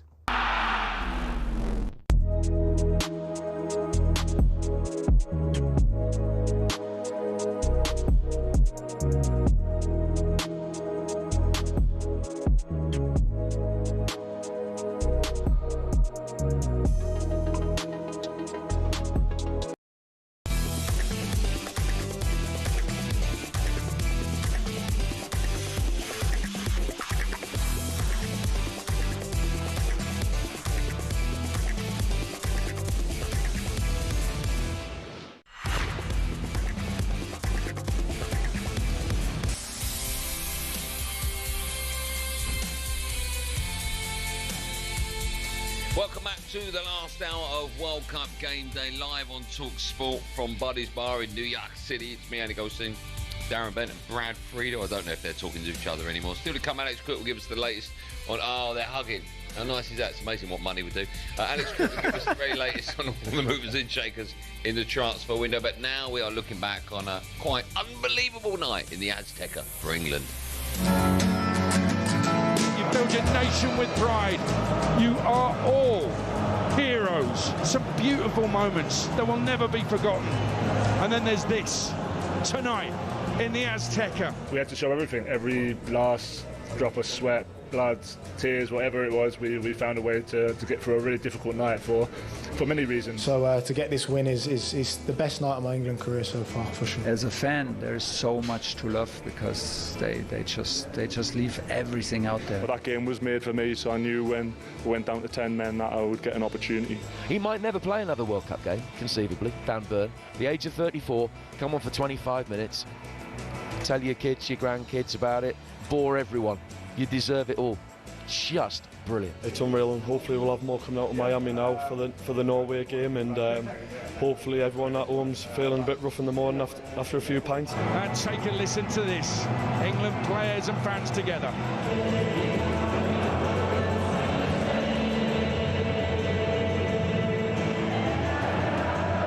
I'm not going over the top when I say Dan Burn was like Franz Beckenbauer in his pomp. England are into the quarterfinals of the World Cup after a historic win against Mexico at the Azteca. Jude Bellingham was just one of the star performers for England last night with 2 quick goals in the first half. And afterwards, the Real Madrid midfielder was asked if he believes he can handle his responsibility in the side until the very end of the World Cup. Yeah, 100%. I'm aware of the responsibility. I'm aware of the pressure that I carry along with all the other players. You know, it's each player has a different responsibility on the pitch in terms of their roles. But you know, I know what I can offer to the team. But make no mistake about it, we've got 26 lads there who could do exactly what I just did tonight. I'm convinced of it, and I hope that a win like this can give them that same conviction that they're top players in there. We shouldn't fear anyone. We shouldn't wait 40 minutes, 50 minutes, 60 minutes to realise that we're a very good team. So I hope that this win instills that belief in the squad, because they deserve to feel that way about themselves. I like what he did there in terms of talking about the team, but let's be honest, there's not 26 other players in that squad that can do what he does. I mean, yesterday what he did in terms of carrying the ball, driving the team forward, even at the end where he's obviously knackered, but he's still going, he's still trying to drive it with 10 men. I think he just got better and better, and this kind of, I won't call it a witch hunt, but there always seems to be something about Jude Bellingham when people are like, I don't quite like what he did there, I don't like the way he answered that question, I don't like his body language in that position. Anyone questioning that about Jude Bellingham going into this tournament must feel pretty stupid at the minute, because he has looked incredible this tournament. Brad, I don't know if you had conversations this side of the pond as to the ones we did at our side of the pond, but there were discussions as to whether or not he should even start for England, which at the time I found remarkable, and even now looking back is just insane. Did you have conversations? Were conversations like that being held over here, or for you guys was it like, of course, Bellingham as a 10? What are you talking about? No. The two players were Kane and Bellingham that were sort of, and Pickford were the 3 names that were on the team sheet no matter what. I do think it was remarkable, but you know what? There wasn't a lot of negativity around the England camp, and normally before events, the English media hold on and hang on to some things, and you know, whether it was the Wags, the one tournament, whether it was, you know what I'm talking about. It just goes negative all the time. So I think they really had to try to pull some strings to think of something that was negative. So let's create this who's better between Bellingham and Rodgers because of the season Rodgers had. When the reality is they're both fantastic footballers, but Bellingham is one of the global elites. And if you could ever find a way to put both of them on the pitch, which you did last night, then great. But unfortunately, they both play in the same position. But the good thing for England is that they have 2 outstanding players like that. But Bellingham is one of the, if not the, first name on the team sheet. Benty, I'm always told that competition is good in football, right? And at the Euros a couple of years ago, we had Foden, we had Palmer, we had Bellingham, all trying to get that number 10. This time round, we don't have that fight. It's Bellingham. He knows for a fact he's going to start, right? Is that good or not necessarily bad for him, but how beneficial is it for Jude Bellingham that he knows, the manager knows, he's his first choice in that role? Yeah, of course. For confidence-wise, it's huge. But you know what it is? Jude will know that he's the first choice. Players always talk. So even the Fodens and the Palmers, they've probably said had conversations with Jude in their own time, saying, well, you're going to start. Like you're going to start. So they all know their kind of where they fall in line. And Jude, yes, maybe some people might look at him this season and think about the season he's had at Real Madrid, but whenever England have needed him, or they've needed someone to kind of step up and even not score a goal, but just drive the team forward, give me the ball, he has never shied away from that. I think that's the big thing. Certain players, when the situation's hard, the opposition are getting on the ball, you can hide a little bit, get into positions where you know you can't really affect the game, but you look busy, but you're not doing anything. He doesn't do that. Give me the ball in any scenario, I'll make something happen. I think you just have to ask yourself a question. Who in the squad can do what Bellingham can do? Who in the squad can do what Kane does? Nobody. No one. It's and a really easy question. And that's where it ends. That's where the conversation stops. But why was that conversation even being had before the World Cup? I found it amazing. So going into whether it's Euros, whether it's World Cups, the players are against the manager, managers against the player. They threw out the wags the one time. They go to a hotel that not everyone likes. They create a story that players can't be together for 4 weeks at a time. This time, everyone liked Tuchel. Everyone respected Tuchel. The players are respecting the media. The media is respecting the player. Where's our headline? What can we create? Oh, let's go down. There's a bit of a problem with Mbappe and Bellingham at Real Madrid. Let's go create that narrative that could be the same thing in England. Rodgers has been brilliant at Aston Villa. Let's do that. That's what I think happened. I don't think it was much more than that. Do you know what as well? Also, you've got to think, I'm not quite sure. Now, Real Madrid, by their own standards, have had a poor season. Mm. Now, they're used to winning Champions League and things.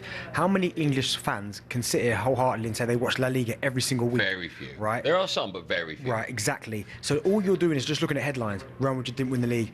Bellingham must be but part of that's that. just sadly how the world turns, right? So I think if he was here, I think we I might... see, playing in the Premier League. The view might be a little bit different, but because we don't see Bellingham every single week and we only read the headlines out, Real Madrid didn't win. It's someone else's view that we take. Yes, their own. 100%. Rather than watching with our own eyes and going, well, hold on, he's still playing really well. They go, Real Madrid didn't win the Champions League, didn't win the league. Bellingham must have been poor. Yeah. It was the same when Bale went. I think more fans thought that he was on the golf course rather than the training ground. Yeah. That's not Gareth Bale. No. A horrible question. Do Bellingham get into every team in the World Cup? Into every team? Yeah. Is there not a better number 10 in the World Cup? Well, I think he's better than, let's go into the ones that are left. He's better than Odegaard. The only midfielder, right, that in my head, I went... Olise, maybe. I'd say that like the one was Portugal, because I thought of Vitinha, but then you put him maybe in front of João Neves, Bruno Fernandes. But you could put... Who's better than Bruno? I don't... perfect question. Is he better than Odegaard? Yeah. Okay. No, but is he better than Bruno Fernandes? Of course, I think he's the best number 10 in world football. But you could also play, if it's the French team, you could play Olise as the 10 and you could put Jude as a box-to-box. Yeah. You could do that. I think he gets in every midfield. He's best number 10 in the world. Not even so much as a 10, because I think Elise, might have a little bit more in the 10. Oh, no. Have you seen Elise this tournament? I've seen Elise going forward. I've never seen him defend like Jude defended last night. Okay, but come on. Have you? What, Elise? Well, in this tournament, Elise's putting a shift in, and Mbappe's. And Mbappe defensively is putting a shift in. Do you remember that clearance from Bellingham? I think it was in the... Yeah, yes. Off Montez. Yeah. Hold on. Elise did that the other day, off the line. He cleared one off the line. Yeah, he did do that, yeah. So, do you know what? Jude... that's easy, just to stand on the line. I think Jude gets in every midfield as a 10, but he can play 10, he can play 8. Yep. That's the beauty of him. Yeah. You guys only get into your pomp, right, 27, 26, 27? I don't think I ever had mine, but yeah. What was the question? You guys reach your pomp. I'm guessing it's... Goalkeeper's a little later. Yeah. What goalkeepers? 31, 32? I would say we get like 28, between 28 and 30. We're so this fella's 5 years off his best. Wow. What level will he be at then? Are we going a little bit overboard when we say future Ballon d'Or winner? No. We're not. We rate him that highly. He could be there. I think he could be as influential as someone like Zidane. Yeah. Yeah, I think he's up there in that kind of class. What's it that made the connection? Yeah, about Zidane. He does. It's His build, the way he moves. Yeah, he's silky like that. I see that. Poetry in motion. I see that. Who's the best player you ever played with, Brad? There's one probably Georgie Hadji. Okay. Oh, hold on. Better than at Blackburn. Where was that? Where was that, by the way? At Galatasaray. Oh, okay. Who was the guy at Blackburn? Two guys. Oh my goodness. Oh, my goodness. He was incredible. But then you also Luka Modric, Gareth Bale. Yeah. Michael Owen before his best striker you ever played with? With? Oh my God. There you go. Yes. Yeah, here we go. I just wanted you to go for the whole list. I wanted me to rattle them all down. Best Darren you ever played with? Eels. You must be in the top 5. Oh no, can't talk top 5s. By the way, we're running out of time. We've got about 45 minutes. Top of the show, very top of the show. I said last night's performance was the top 5 I'd ever seen. Performance? No. How to describe it? No, you said it's one of the top 5 most exciting football matches. Best matches I've ever seen. England, That's how it started. as England has played since And you poo-pooed it. And you threw out, no, there are 19 more that were more No, but I exciting. thought that's what you said, performance. No, I said it's the best game I've ever seen. And you went, no, it's not. It's the best game you've ever seen. No, for England. And then you questioned me and I went top 3. Oh, no, I thought we meant Where are we up to with your little No, list? because when you said performance, England and Germany, 5-1. I thought we just said No, performance. where are we up to with your little list? I've not done it, if I'm honest. Is it? I've been trying Well, you did. You shouted out. You shouted from across the restaurant. Yeah, but I was eating my kale salad. What did he shout? Germany 5-1 was Hey, far more exciting than last. In Germany. You're talking about one more last night. Okay, what's more impressive? Well, But you knew the game was already won. It was a great performance. At 4-1, you were talking about excitement. No one beats Germany 5-1. Why don't you talk to Brad rather than... No, both of you. Yeah, no, for both of you. No one beats Germany 5-1 at those times. No, it's a brilliant result. Yeah, don't get us But wrong. you knew the game was won early. Last night, it was not until Name a more exciting game. No, simple question. What's harder to win back then? Mexico or Germany? This is what we've got to put up with. I just need one name. You go play, Germany or Mexico? You go play in altitude. I've done that. Yeah, and go now. Hey, we beat Mexico when the youth team. England 4-1. You score? 2. In Mexico City? Yep. At the Azteca? No, it's a Well, okay, there you go. Yeah, it was on the PlayStation, was it? We could all play the PlayStation. We're going to have a quick break. In that time, Benny's going to come up with his 3 games that are more exciting. Let's talk about. No, we've got time for that. No. Me and Brad won it, don't we, Brad? Yeah. You said you had it. You said you had it. You were very Sorry, are you lying to our millions of listeners? Is that what you're doing now? You were very confident, Benty. I love very confident. Talk to Brad. I love you. You don't. Talk to Brad. Something Brad, you call? Bentley's list coming up between now and 7 p.m. right here on talkSPORT. We'll see you right after this.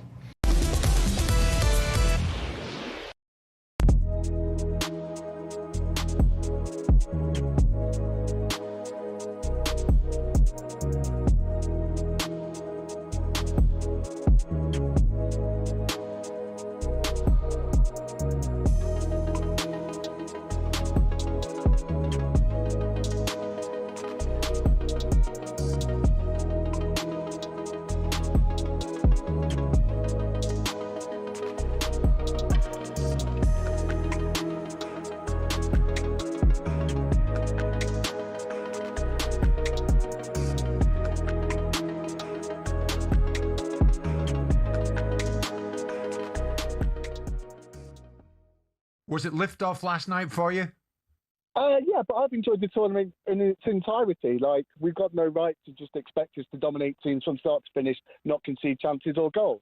But I'm always of the opinion you start the tournament expecting them to win, then you'll enjoy every single game when we inevitably don't win a game and get knocked out. I just can't understand, and this gets to my main point, people that start the tournament going, oh, we're rubbish, we're nothing compared to France. All right, don't enjoy the tournament, don't have any fun with it. And on the France point, I'm really tired of how much they're getting pumped up. Don't get me wrong, probably are the best team in the tournament so far. They had a really, really sticky first half against was it Senegal. They were crap against Paraguay. Now, if you put England in those shirts, all of a sudden, like, Paraguay's a crisis because we can't break down a sticky team. Oh, we're only good at one half of Senegal. We're so easy to look at England's faults and pump up like the better parts of other teams. If you make a combined 11 with France and England, goalkeepers, flip of a coin. Neither team's got anything that looks like a fullback. Saliba gets in. Upamecano, Gay, equal. Rice and Anderson definitely get in. Elise Bellingham, flip of a coin. Mbappe, Kane, flip of a coin. Gordon, Cola, flip of a coin. Dembele probably gets an over Saka. Now, you cannot be telling me the way that people have been talking about these two teams on that combined 11 that we shouldn't be overconfident. No, never mind a call. You should get a show of your own, mate. This was magnificent.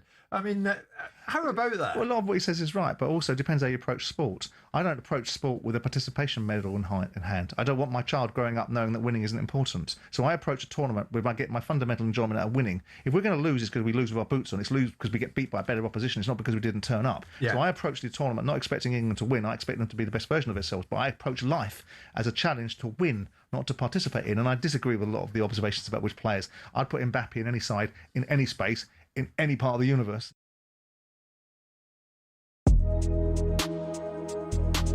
Hello, I'm Matt Fordham from talkSPORT. This is How to Win the World Cup.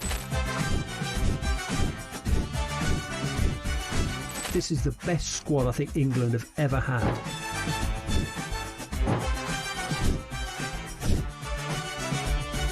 The used to love America, now he doesn't. It's very sad. It was so important to succeed because of all the pressure we received. Don't jump for this one, I'm going to knock his head off. Warning, this podcast does not guarantee England will actually win anything.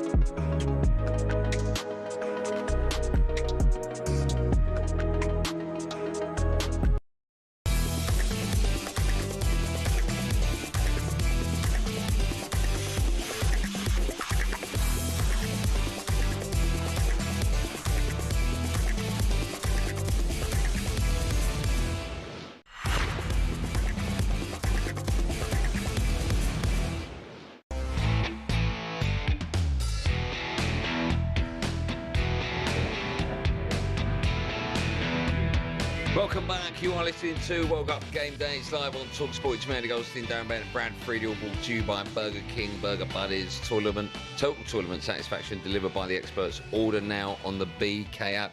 We are coming live from Buddy's Bar in New York. If I said Buddy's Bar really loudly and they had to shout, would I get a lot of noise? No, because I'm looking back there and no one's in here. Or people say how loud they can. Buddy's Bar! That's okay, it's not bad. Still to come. Team news on the way for the huge round of 16 clash between Portugal and Spain. That follows us at 7.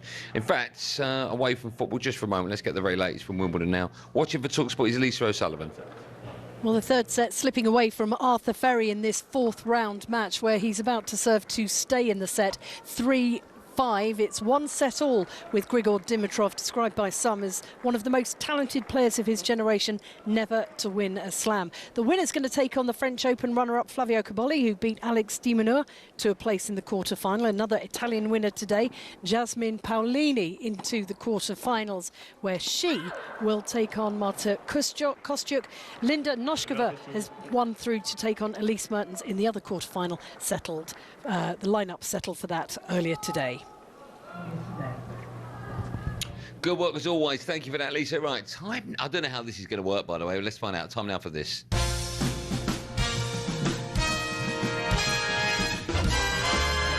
Yes, some of the best of talkSPORT friends, live from New York, where we run through some of the recent highlight moments from across the pond at talkSPORT. talkSPORT Towers and our sister stations. It's never our sister stations, it's just us. Let's kick things off with O'Hara and Cundy. Yesterday they were building up to England against Mexico, so of course they put together their altitude 11 as they would do. In goal for the altitude 11, we've got Mount Everest, will never get lobbed. We've got the air hostess playing right back, good channel balls up and down. Centre half, we've got the Yeti, he's hard, hairy and scary. Alongside him, we've got the alpaca, sure-footed, lives in altitude, good at set pieces. We've got the Rupel's vulture, playing left backs, feeds off scraps. And as we move up the pitch, in midfield, we've got Viagra, raises the game. Dovetailing, the Mile High Club, good in tight areas. Good in tight areas.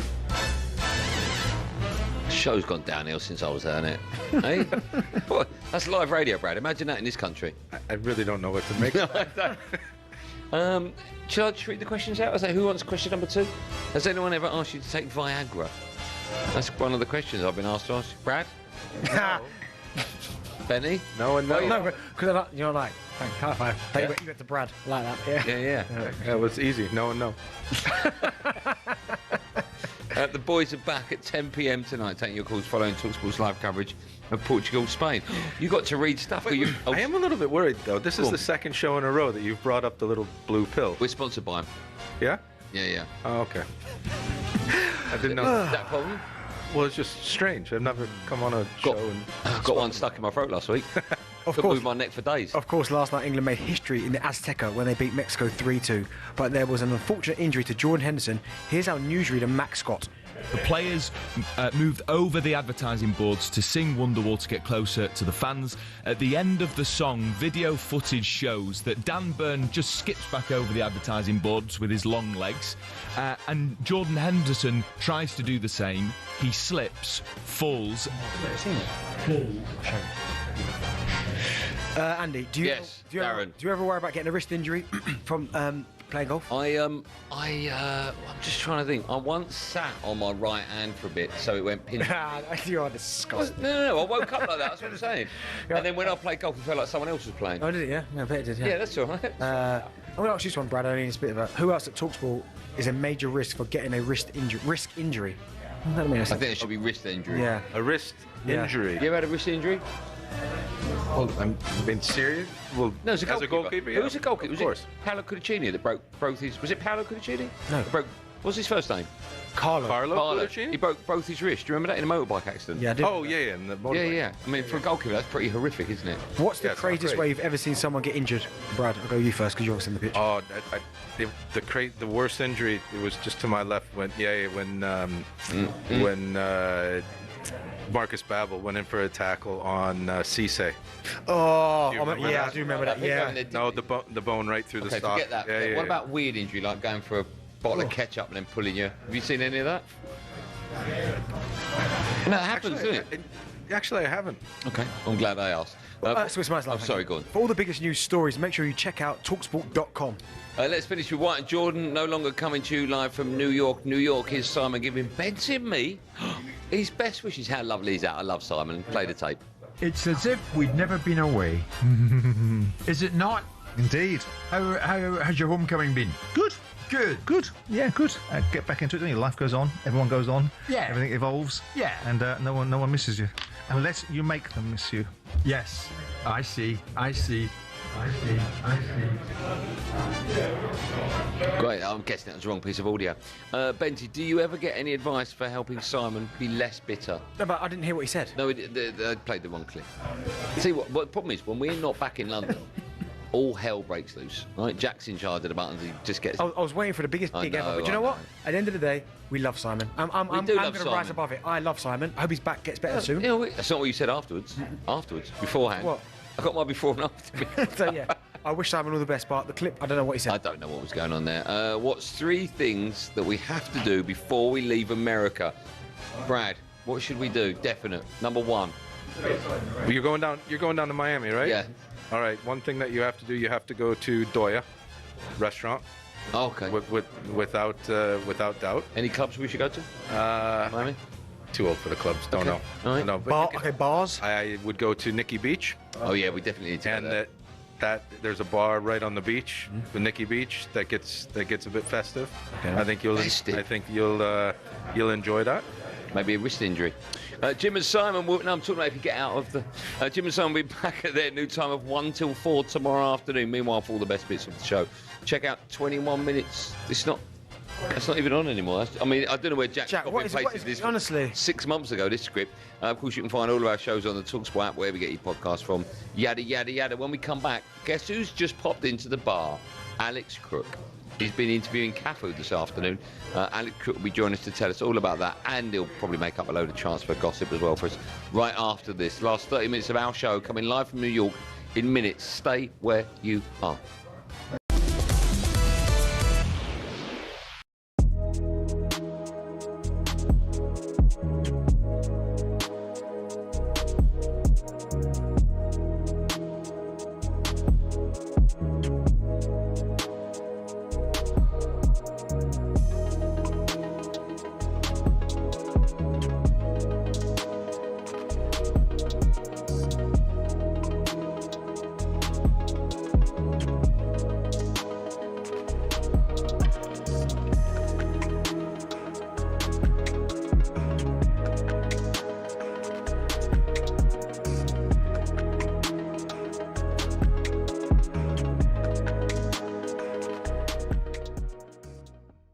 In Miami this Saturday, enter one Erling Haaland, who got a couple of goals, and Brazil exited the tournament. Haaland signed a 9.5-year contract last January that keeps him at Manchester City until 2034. And Alpha Inga Haaland, Erling's dad, spoke to the Zone ahead of the match, Simon, at the weekend. And he said, well, Real Madrid, he says he's very happy at Manchester City. He's got a long contract. We're waiting for the new season, but anyone would want to play for Madrid. You never know what can happen in football, that dreadful phrase that's used so often. But does Guardiola's departure, Simon, make Haaland's City future any less secure, do you think? Well, I don't know what his relationship will be with Maresca, because we know we had a relationship with Guardiola. He signed for Guardiola. He didn't sign for this fellow. So there might always be a change. There might be a drop-off in City. Maresca might not be the person capable of delivering City the outcomes that they've become accustomed to. Yeah. Albeit last couple of years they haven't won a title. They'll soon get back in the saddle. That can be clear, given they've spent £130 million on a central midfield player. Their ambitions are clearly in that direction. He will go, in my view, to Real Madrid. Tragically, that seems to be the destination of all the big players. So at some point, do I see him serving out his 9.5-year contract? No. It doesn't matter. It's not a case of if, it's a case of when. I mean, you might say insecurity is almost impossible with a 10-year deal, though, isn't it? I don't think that kid suffers from any insecurity, do you? I mean, I've encountered him firsthand. I don't think he suffers from any insecurity. He might suffer from a lack of manners, but he doesn't suffer from any insecurity. He is a hell of a player. But in terms of City's hold on him? Not really. That just commands... So if Erling Haaland walks into XYZ person's office at Manchester City and says, I don't want to play for you anymore, and I really don't want to play for you anymore, and I'm really going to make that clear, and I'm going to put transfer requests in, I'm going to do all kinds of things because I don't care about sign-on bonuses and loyalty bonuses. I get paid by the other club on the way in. What's City going to do then? City will... I mean, of course, they are a unique phenomenon. They've got the power to sit there and park him in the reserves if they want to, but they're not going to do that, are they? They're going to do business. And he will eventually, at some point, leave Man City, and the Man City fans won't begrudge that.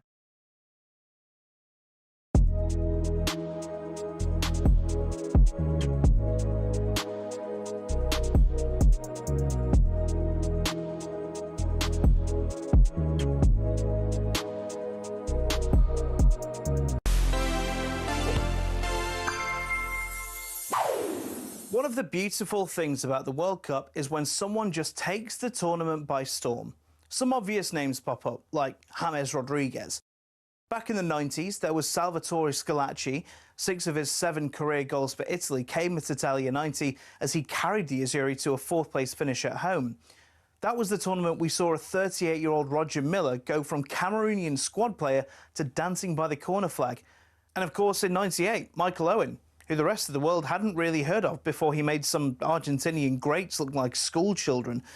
And thinking about Liverpool, they probably wish the 2002 World Cup never happened, because they signed this guy off the back of his performances in Japan and South Korea. They could have had him instead, and Steven Gerrard's still crying.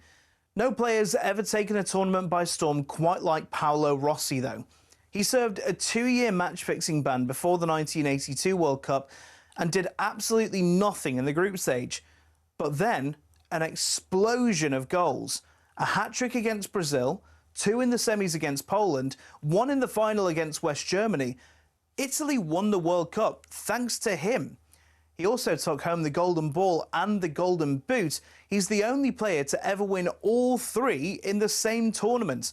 The World Cup is full of fairy tales, but none compare to Rossi's 82.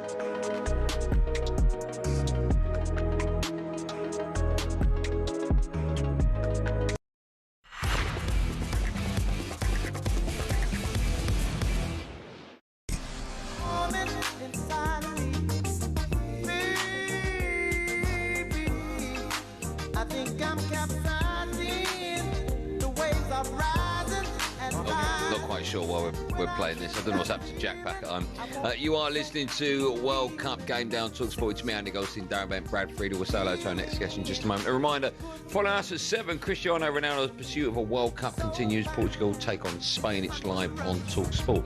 But it says here, I'm delighted. Am I delighted to see how Next guest. Yeah, Delighted. it's always great to see him. Delighted to have been joined by talkSPORT's chief football correspondent, the legend, the GOAT is Alex Crook is here. Crookie, how are you? I'm good. Crookie, I said when we were on air earlier on, I said that I woke up this morning, I flicked through Instagram and I saw you outside this bar talking about England. I thought he must have recorded that before the game because, of course, I was with you last night. There was lots of alcohol flowing. Yeah. At one stage, I think I stepped over you. And then I watched it and you were talking about that England victory. So you must have recorded that after. I did. Ever the pro. How? I mean, you weren't. What really made me laugh, you weren't looking at the camera. I thought, who's he looking at? There's like 2 cameras, wasn't there? But yeah, I mean, remarkable. That's the only telltale sign. Remarkable stuff. Yeah. Remarkable. So that was filmed what time? Like 12:30 last night? Yeah. Literally about half an hour after the game. I think you boys were still inside, actually. Well, you weren't because you dropped the shoulder as soon as full time went. Thank you. I was up this morning at 6 a.m. Smart. Didn't want to stay and celebrate an epic England victory. Did you notice when we were all going nuts when we were sitting there having these little cognac? Yeah. Looking around. Trying to play it cool. Yeah. So annoying, wasn't it? I'm drenched, by the way. Okay. Because I've been outside the Rockefeller building, hoping to speak to Cafu, who doesn't speak English, so we didn't get an interview. But I did get him to pass me the World Cup final match ball. Right. Sort of. It's a bit small, isn't it? So the idea was that he was going to hand over the World Cup final match ball. I was going to bring it into the studio and hand it over to you. Yeah. But he decided to keep it for his grandson. So we've got a mini version instead. I've just got a quick question for you. I don't want that. Continue. That's good because my daughter does. So. Give us it. You said you were waiting for Catherine for the interview, right? Take it back, Joe. Don't want But he doesn't speak a word of English. Yeah. Did you not know that before you got there? No. We were invited down. Chief football correspondent. Are you sure that wasn't last night? So Cafu, good to see you. Really excited about it. I've got loads of questions. So, what? He actually looked a bit perplexed when I said, "Can I have the ball?" He handed it over. We're going to put it on social media. So just some random fella came up and said, "Can I have the match ball?" in English, and he doesn't even understand it. Yeah, were you just outside the Rockefeller Centre? Yeah. I wasn't the only member of the media. We were invited by Adidas. Okay. I just thought you were like passing in the street. We were invited by Adidas. And apparently your pal David Beckham is going to be doing something in the next week or so. Bex texted me earlier on asking if I'm about. I was just so busy. I tell you what, though, I've got to say, Look at the name drop. his celebrity contact list, you've probably talked about it already. We haven't actually. But when Baby Spice walked in last night, and it took me about 10 minutes to realise who she was, when the penny dropped, I was in awe. Do you know what? She recognised you. She said, "Is that Old Spice?" I think we need to invite her to the final, though, because that's when 2 become 1. Oh, my goodness. Oh, boy. Do you know what? I don't want to... you want to be funny, don't you? So, were you going to come up with a Spice Girls story as well? No, that's you, You're the gag man. Yeah, I am the gag man. Right, shall we have a look at some of the latest from the transfer window, Cookie? Are you prepared for that? I'll wing it as always. Okay, yeah. He made a career out of it. Let's talk about Spurs. They've completed the signing of Newcastle midfielder Sandro Tonali. Club record fee. It could reach £100 million. That's a lot of money. It's a huge amount of money. But I guess the Elliot Anderson transfer to Manchester City sent the benchmark. He's a good player, Tonali. I'm not sure he's a £100 million player. But what I think we're seeing, Brad, from your old club this summer is Roberto De Zerbi being backed. And they said when Daniel Levy left hours after the last summer transfer window, the new owners would prioritise sporting success. He's getting everything he wants, Roberto De Zerbi, and I actually think Tottenham could be in for a really good season.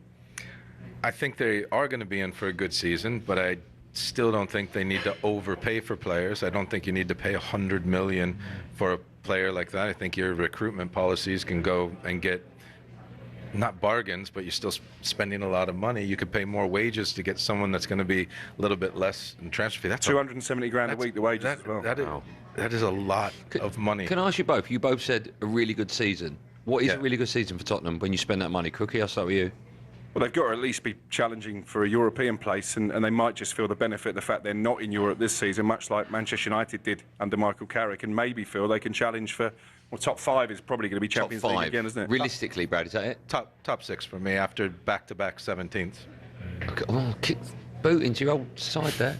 What's good for Tottenham? Well, did they not finish in 17th? They did, yeah. They did. Yeah, I think top 7, aiming for Europe, some form of Europe, I think would be a fantastic season for Spurs. But 270 a week, that is not Spurs-like. So that tells you they're going to different, because that was the problem with a lot of the payment. Yeah. Let's talk about the Watford of the Premier League. Nottingham Forest have confirmed the appointment of Oliver Glasner, their 5th manager in just a year. I mean, that's quite incredible. He did such a ridiculous job, Cookie, at Palace. No disrespect, as Benny would say, but should he not have been maybe attracting bigger clubs without sounding rude?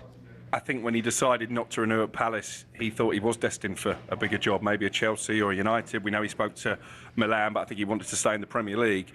I think he killed his chances with those couple of rants he had against Steve Parish. I think if you're an owner of a big football club or a chairman or chief exec, you're going to look at that and think, do I really want this guy in my building? Do you know what? I hate this decision. And the reason why I hate it, Nottingham Forest went so... Marinakis went out of his way to make sure Palace didn't play in that competition when Glasner was the manager of Crystal Palace. It almost feels like a kick in the teeth to the Palace supporters. Now he's almost gone, well, do you know what? I'm not going to sign for you lot. I'm going to go and sign for them. When there's that little... It's not a rivalry, but there is now a little bit of animosity between the two teams. Yeah. I don't like that at all. I don't mind the decision at all. Like, for Pereira, there was a clause in the contract, and he knew. You saw from his comments going out. So I don't think there was an issue with that. With Glasner, he's known virtually the entire season that he's going to be out of contract. I would agree with Alex that his comments didn't help him with potentially a larger club. I think Glasner's a really good coach. My question would be, Nottingham Forest is going to have a little bit of a wobble at some stage during the season. So does Marinakis pull the trigger, even though he's a really good coach? So you're going into a situation where at Crystal Palace, you could go through the wobble and you could still you could still be the manager. Maybe you weren't backed as much as you wanted, and I know you'd be upset when Gahey went and Olise went and Eze and etc. But going in with Marinakis, I don't know if you get the time. And he listens to a lot of players. Think you do get. And we saw that at Postecoglou, right? And he listens to a lot of players. And there's straight away 2 or 3 players. If they're not happy, they're going to go knocking on Marinakis' door, and then it could all start again. He's on massive wages, though. So I think the pay packet will make up for it if he's not there for very long. What about the Crystal Palace fans? Now, obviously, they turned full circle on him. Then they came back after what he did in Europe. How do you think they're going to view him now after making this move? I think it will be really interesting to see what reception he gets back at Selhurst Park, because he is the most successful manager in Palace's history. He's delivered back-to-back cup silverware. But there is a lot of animosity. Yeah. You know, every time they played in Europe, they were shouting anti-Marinakis songs. I think he might get jeered when he goes back to Selhurst Park. I agree. Just a quick word about Man United. Quite a few clubs doing business at the moment. It's been slow so far, hasn't it? Edison is done. There was a rumour yesterday that maybe that move from Atalanta wouldn't happen, but I spoke to sources at United. The plan is that he'll have a medical now that Brazil are out of the World Cup. All the financial packages are agreed, both with club to club and in terms of his wages. Can I ask, have you seen him? I've only seen him on YouTube. I've not seen a lot of him, to be honest. Have you, Brad? Not a lot. No bits YouTube, of him. right? Yeah, I don't know. It feels risky, because if you look back to last summer, United's success in the transfer market was recruiting players who were proven in the Premier League. Your Cunhas, your Mbumos. You look at the Agate signing, never to me looked like he was suited to the Premier League. Yeah, that's been a good signing as well. Very good. Yeah. So I hope it works out, but they need more. There's talk of Andre Santos. Yeah, I saw that. Doesn't excite me particularly. Doesn't excite me. Why would you want? If Chelsea don't want him, why is he going to improve United? Yeah, sometimes it works though. You do leave a big Not Madueke now is Premier League champion. Yeah, hear that. Kai Havertz. Chelsea didn't want him, Premier League champion. Thought I'd just throw one in there as well. That transfer video that Andy was talking about, by the way, was focusing on Ezri Konsa and potentially a move to Arsenal. Would you welcome that? Do you know what? I would. I mean, he's not going to play because obviously the relationship between Gabriel and Saliba. But yeah, I agree with that. This is no disrespect to Aston Villa, who are a big club. Why not someone like United or someone? Because I think he's that good, Konsa. I think he's or top, Chelsea. top Chelsea. Or Chelsea. Chelsea are desperate. I think he's top. Konsa. Yeah. Just on Chelsea, by the way, the stories come out again. We did this a few weeks ago. Alejandro Garnacho up for sale this summer. That's been a disastrous move. How much? They paid 40 for him, right? I think they feel like they can get that money back because apparently his data is okay. What does that mean?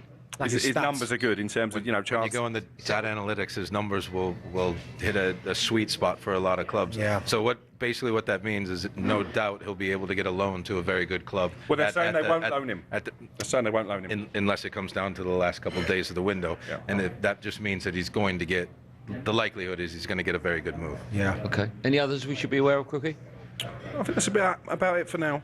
What? Sorry, I'll go one quickly after that because I know you're close. Alex Scott, any Bournemouth are determined to keep him. They've offered him a new contract. I think it'll have a release clause in it. Interesting to see if that kicks in mid-season or next summer. I don't think he's the type of player to agitate for a move. I know that Arsenal have made some inquiries. He's on United's list. But again, they'll look at the market, Bournemouth, and they'll think if Elliot Anderson is £116 million, Tonali's £100 million, they'll want at least 80 to 100 for and they're right with that, because he is top. I think he's Scott, by the way. Really good great player. Quickly, let me ask you, it's 7:15 back home, it's 2:45 here in New York. A big game of football, really exciting game of football coming up this afternoon. And we're only in New York for sort of, 3-4 days. We're here for a good time, not a long time. Yeah, but my point was going to be, you need to make it work, right? Yeah. You're going to stay in the bar, I'm going to stay in bed. Of course. What do you make of producer Joe going back for, and I quote, a nap this afternoon? What do you make of that decision? I mean, I think that's a red card offence. This is Portugal, Spain. This could be an all-time cracker, and you're going to go and sleep. He's going back for a nap to catch up. You know why, though? He got a bit too excited at the 4th of July celebrations. And I think he's still recovering from that. And he was quite excitable last night, wasn't he? I don't think he could have recorded a transfer video after that game last night. No. I heard he nearly fell asleep in the stadium yesterday. I think that's a true story. Did you... I think he may have actually nodded off during the match yesterday. Which is ironic, because when he talks to us, that's how we feel. Right, we're going to have a quick break. One last section coming up with, of course, Brad Friedel, Alex Crook, Darren Bent and myself, Andy Goldstein. We're coming live from Buddy's Bar in New York City. We'll see you right after this.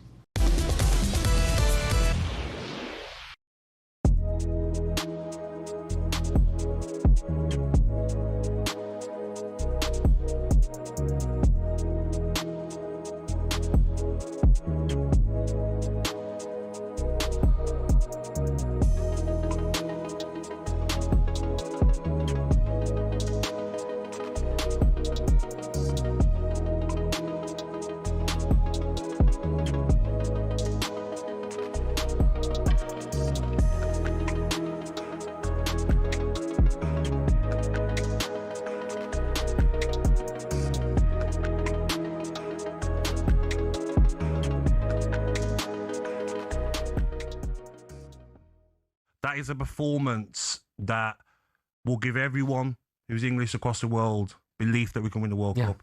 They fought like lions. They went to the Coliseum and they stood up against the intimidating fan base. 87,000 attendants, probably 82,000 Mexicans. The altitude, no problem. Yeah. Heroes, all of them, every single player.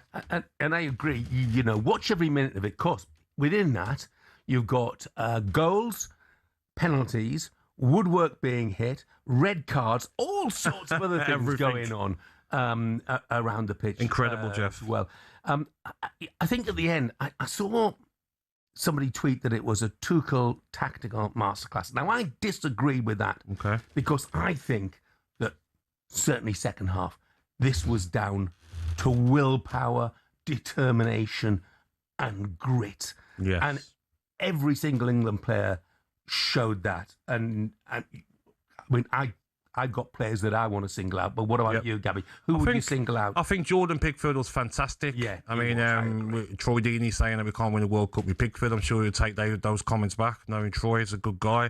I thought Anthony Gordon was fantastic, did everything that was needed. And I thought Jude Bellingham was a standout player. 2 goals. He was the clearance off the line in the first half, the end of the first half, the way he was running with the ball. He was like a man possessed. But it's hard to even give anyone a standout performance because they all fought like lions. Like you said, Jeff, maybe not a tactical masterclass, but the way he went to a 5, the way he brought Dan Burn. Hello, I'm Matt Fordham from talkSPORT. This is How to Win the World Cup. This is the best squad I think England have ever had.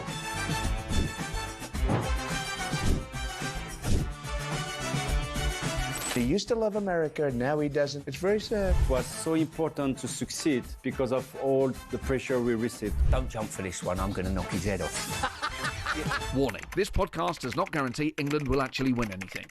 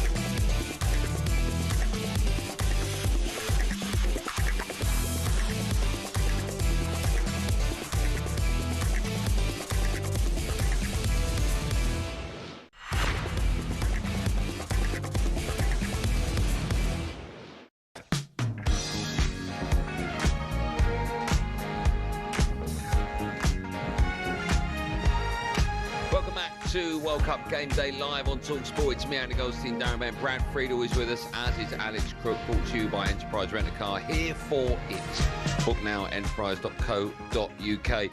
We are coming to you live from Buddy's Bar in New York. Follow us at 7. Hugh will be hosting... Andy, stop saying that. I finish at 7. Huh? I finish at 7. Oh, Hugh, I said. Yeah, no, I finish at 7. I'm not going after this. Oh, my bad. Okay, yeah, sorry. Yeah, that's right. Yeah, Hugh will be hosting... Yo, live. 7.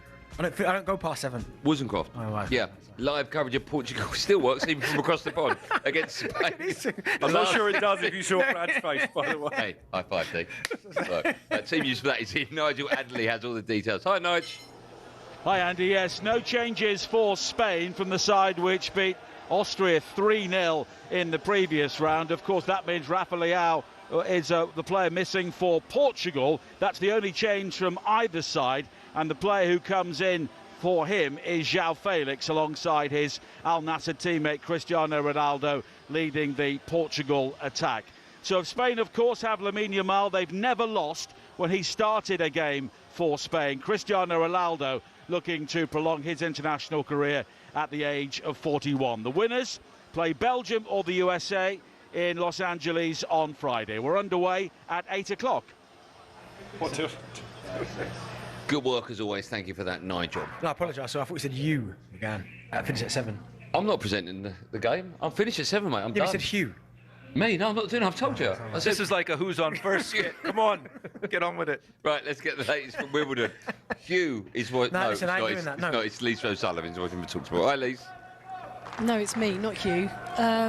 Number 1 court is into a tie-break with Taylor Fritz just taking that one very comfortably, 7 points to 1 against Alexander Bublik of Kazakhstan. And here on centre court, Grigor Dimitrov has broken the serve of Britain's Arthur Ferry, the Stanford graduate enjoying his best Wimbledon as a player. He grew up just 5 minutes away from here, took the first set 7-5, but it's now Dimitrov who is in control, although Ferry does have a breakback point. The 8-time champion Roger Federer is watching from the expensive seats. The man they called baby fed, largely due to his lovely backhand, is leading 2-1, currently serving 2-1 in the 4th. Thanks, Lisa. Good work. Anyway, that was my mistake. I meant... Right, let's continue to look ahead. Did you like that one, Brad?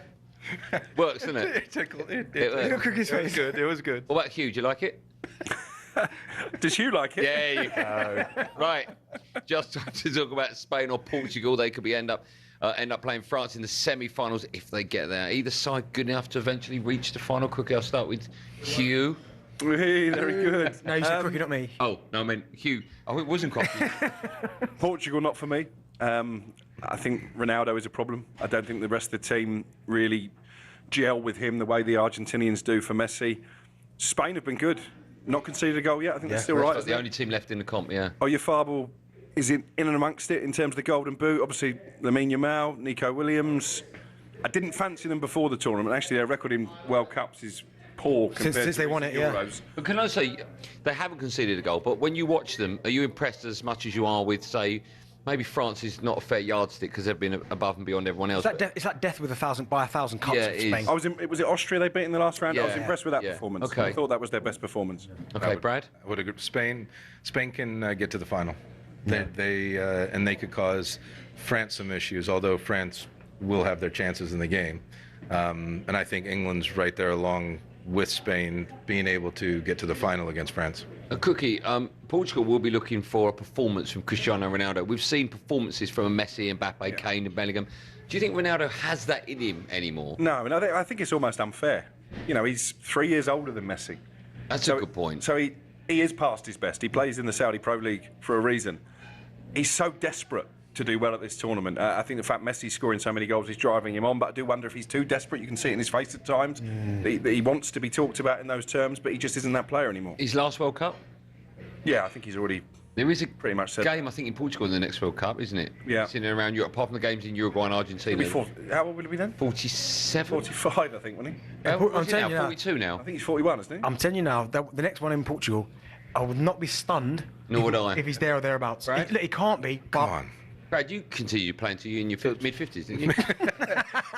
Last week I retired. I mean, it feels like it sometimes. Go on, what are you going to say, Ronaldo? Can you see him playing again after this? No, I mean, playing again in the league? In a tournament, in a major tournament. No, I can't. Not even the Euros? No. This is it? This is his last hurrah, is it? I would think so, yes. This could be his last game. His decision or the Portuguese FA? His. That'll be his decision. It'll be his decision. Oh, I can never see him hanging up his boots. They're not going to... They won't drop him from a squad. It'll be, at best, a mutual discussion. Like, there's no way that someone is going to be the one that drops him from a squad. No way. It must be the hardest thing in the world, and you two would have both been there, when you know it's done. No. Bent is at 7:01 every weekday. No, do you know what, right? I'll tell you something. I remember being in the England squad, right, when Steve McLaren first got the job. It's a long memory you got. Right? And remember the first decision he made, or one of them, was to drop Bex. Yeah. And I remember how that went down like a lead balloon. And then remember he had to then call him back. I think... So, don't you remember, was it Abraham Grant at Chelsea that was told to get rid of the old brigade in Drogba, Lampard, Ashley Cole? Do you remember that? Yeah. And that, all of a sudden, he went and they all came back. I just think sometimes, I get it, but I think in this scenario, we know how great he is. No one's saying how great Cristiano's been one of the greatest players of all time. But at some point, for the good of the team, you have to go, we probably need to find another way. Yeah. Okay. A quick word about the game that follows that one, USA against Belgium. It's live on talkSPORT at 1 a.m. Did it take a long time for the American fans to warm to Pochettino? Do you think? Do they love him? Oh yeah, they do now. Now they do. The pundits over here gave him absolute dog's abuse. I think there was myself and maybe one other that backed him from the time he was signed till today. Some of them, like Hercules Gomez, went out there and called him a fraud. Wow. They openly Brad, is that because you know what the Premier League is about? Is that why your opinion is more measured? And I was at Tottenham with him, and I was doing my pro license at the time. I did my pro license with one of his assistants. I know exactly how good he is, but one thing that he wanted to do, and I said it when he was hired, I said it to Eric Winalda on a show, that the first thing he's going to do is find out who are the characters that he can get into the squad, and he had a big problem on his hand with how U.S. soccer was run, and he had to change that, and it took him a long time. So while he was building up to that, he had some good results, some bad results, and because it's Mauricio Pochettino, because he's on a lot of money, automatically all the pundits thought we should win 4-0, we should win 4-0, we should win 4-0 because our players are good enough. Well, our players are good, but we're not France. So Mauricio Pochettino had to come in and change the entire mindset of the players, which takes time. And when you do that, you've been in clubs. When a manager comes in and changes things, you go that way sometimes before you can go up. Boys, we have to leave it there. Thank you so much for your time. You have been listening to World Cup Game Day live here at Buddy's Bar in New York. Should we have a round of applause for everyone?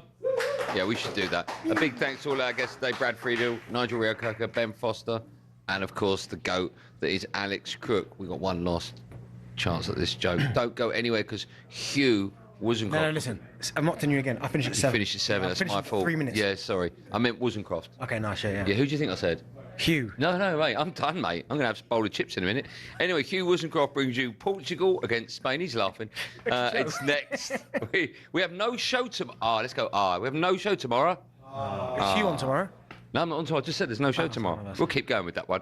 Natalie Sawyer will bring you live commentary of Argentina against Egypt. We will be back on Wednesday for another show, me and you. No, I'll finish. Yeah. 7. Thanks for watching. Have a good evening. Be safe, everyone. Be safe. We'll see you soon.